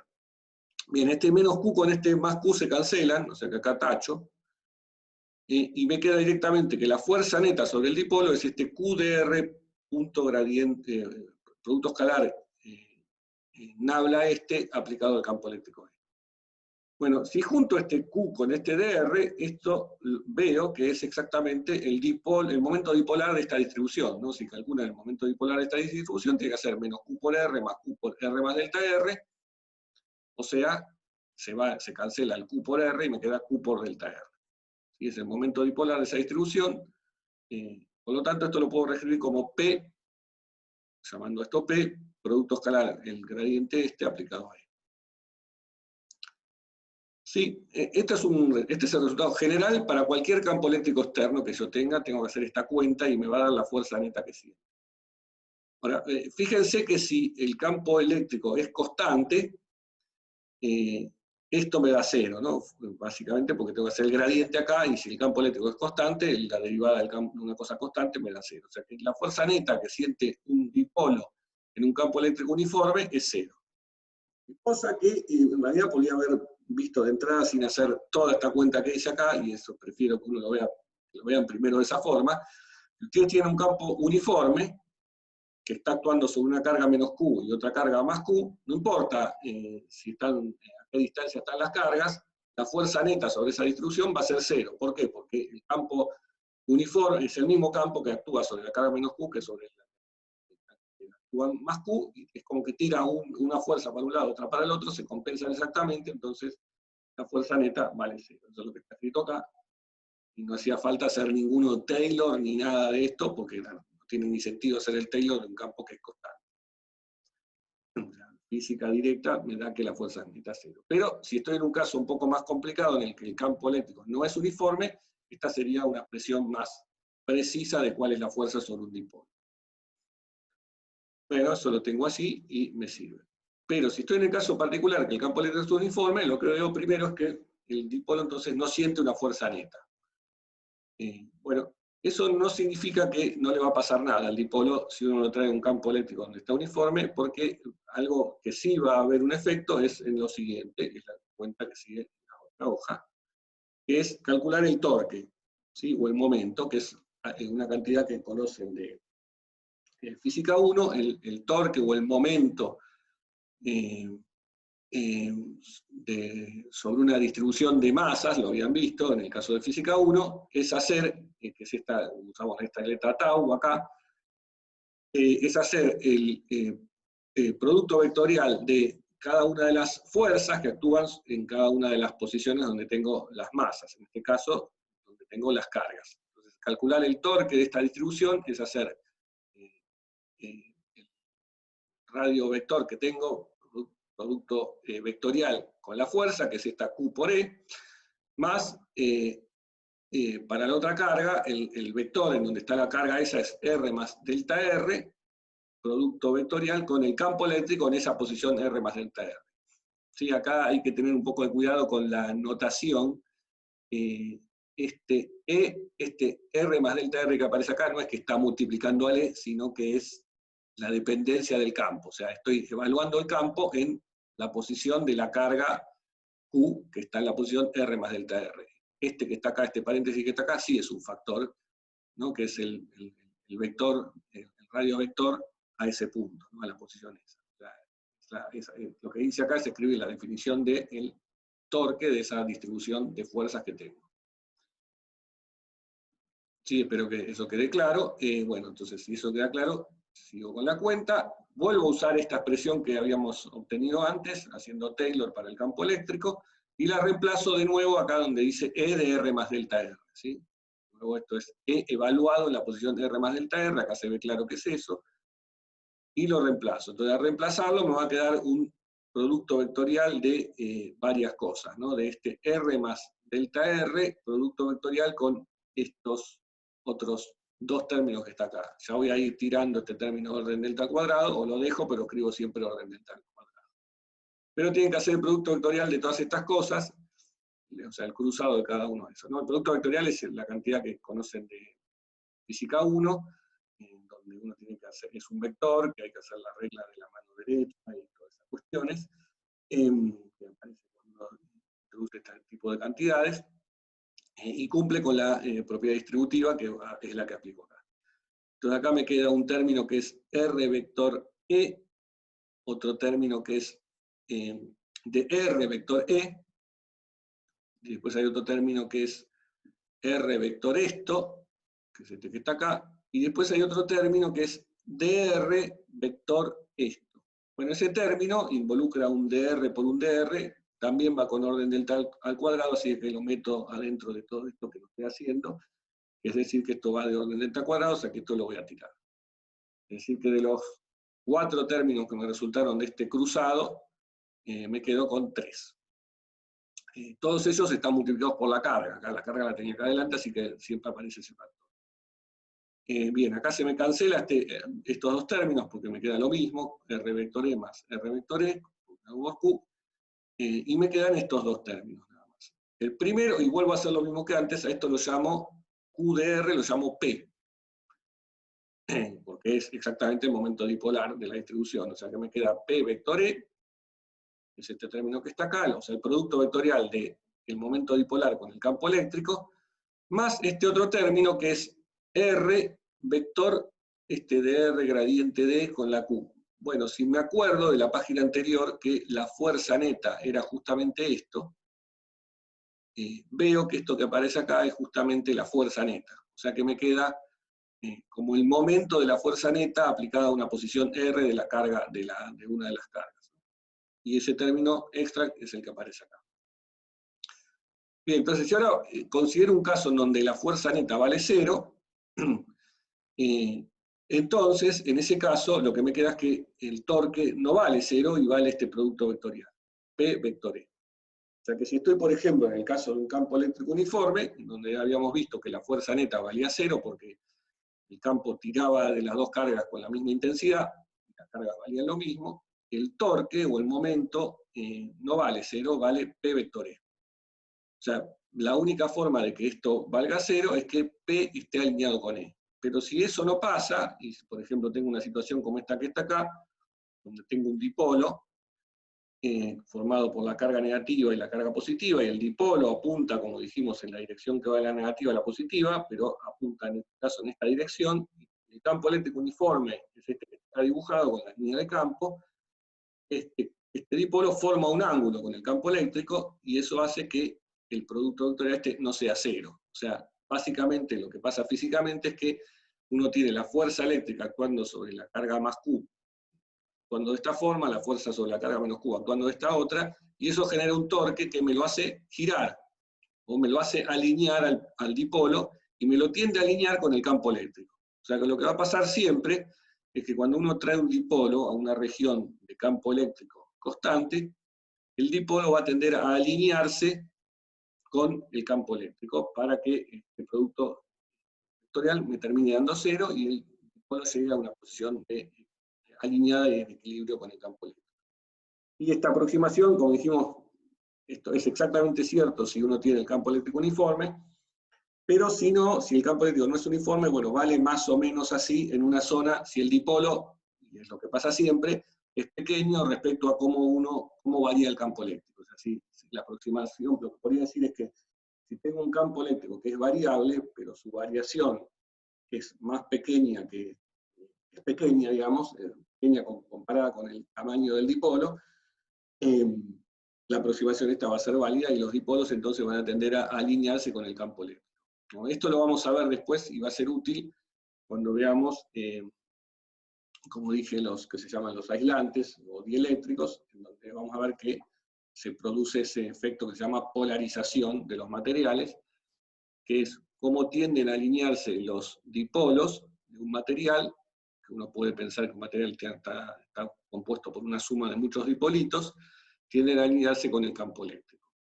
Bueno, una cuenta que agrego, que uno podría hacer, es calcular la energía debida al campo externo, o sea, la energía asociada con el hecho de que ese dipolo está metido en un campo externo.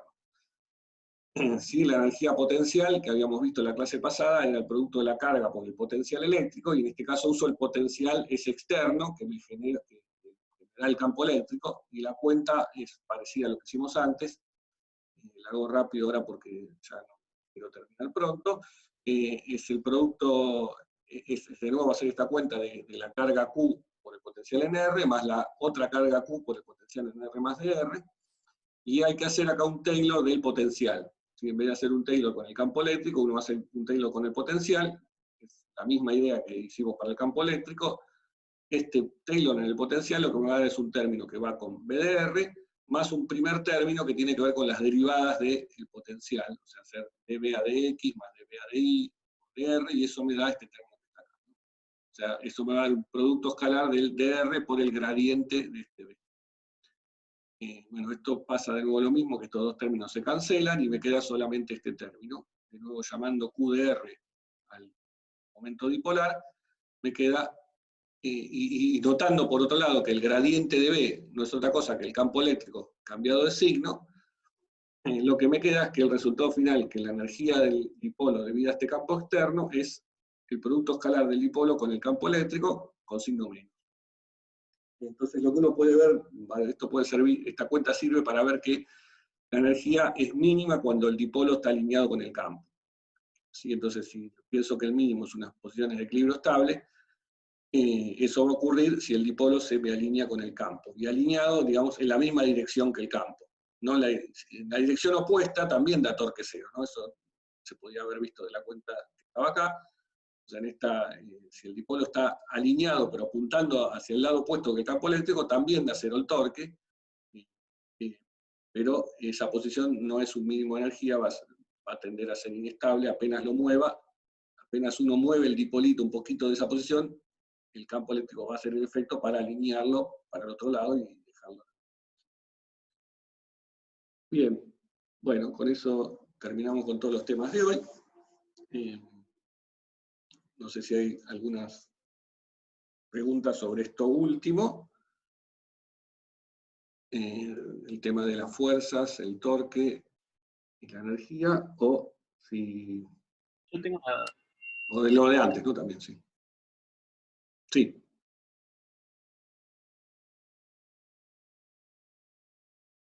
en un momento a alinearse realmente, porque no es como tener rozamiento y a la...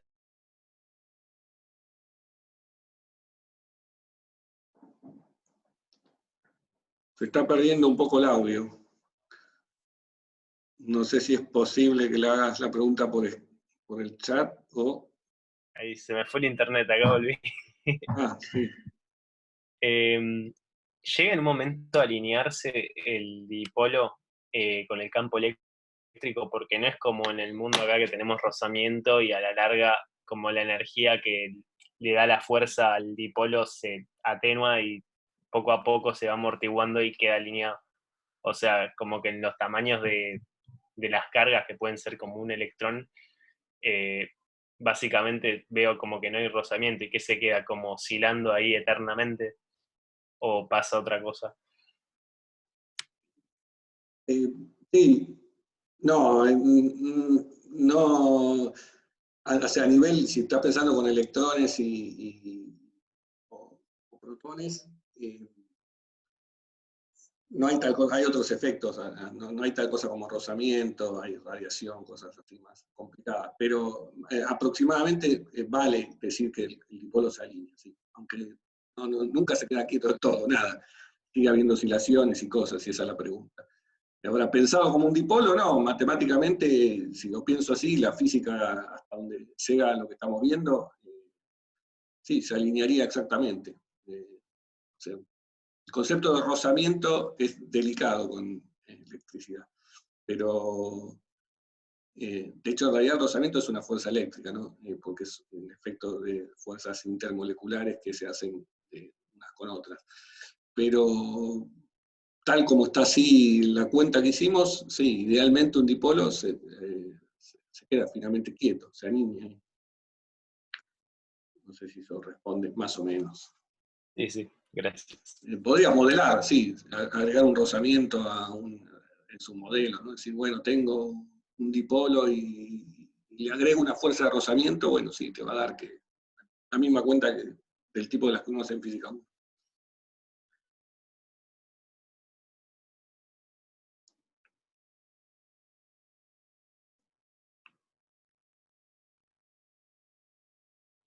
Bien, bueno,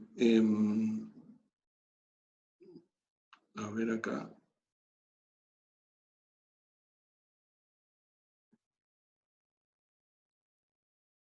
Hola Pablo, Hola Andrea, bueno. ¿qué tal? Ya volví a subir la clase, hubo un lío con una clase, no sé, yo la había subido, es Pugliese Facundo la clase, no es Luchino Andrea, pero Ah, bien, bueno, volví a subirla por las dudas, otra vez, bueno. que es la clase pasada. Bien, se supone que es automático lo que ellos hacen. Cuando van mirando, la gente de computación van mirando los archivos ahí y los van agregando al YouTube. El YouTube, esto va para todos.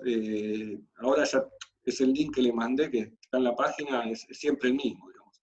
Es como una especie de canal específico de Física 3, donde están las dos cátedras, ¿no? La A y la B. Las pusieron juntas, se tienen que tomar el trabajo de ver, pueden mirar las otras también, si tienen ganas. Pero la nuestra, la del turno mañana, están ahí. Bien, ven que voy a parar de grabar porque esto no vale la pena grabar. Bueno, no. Paro grabado.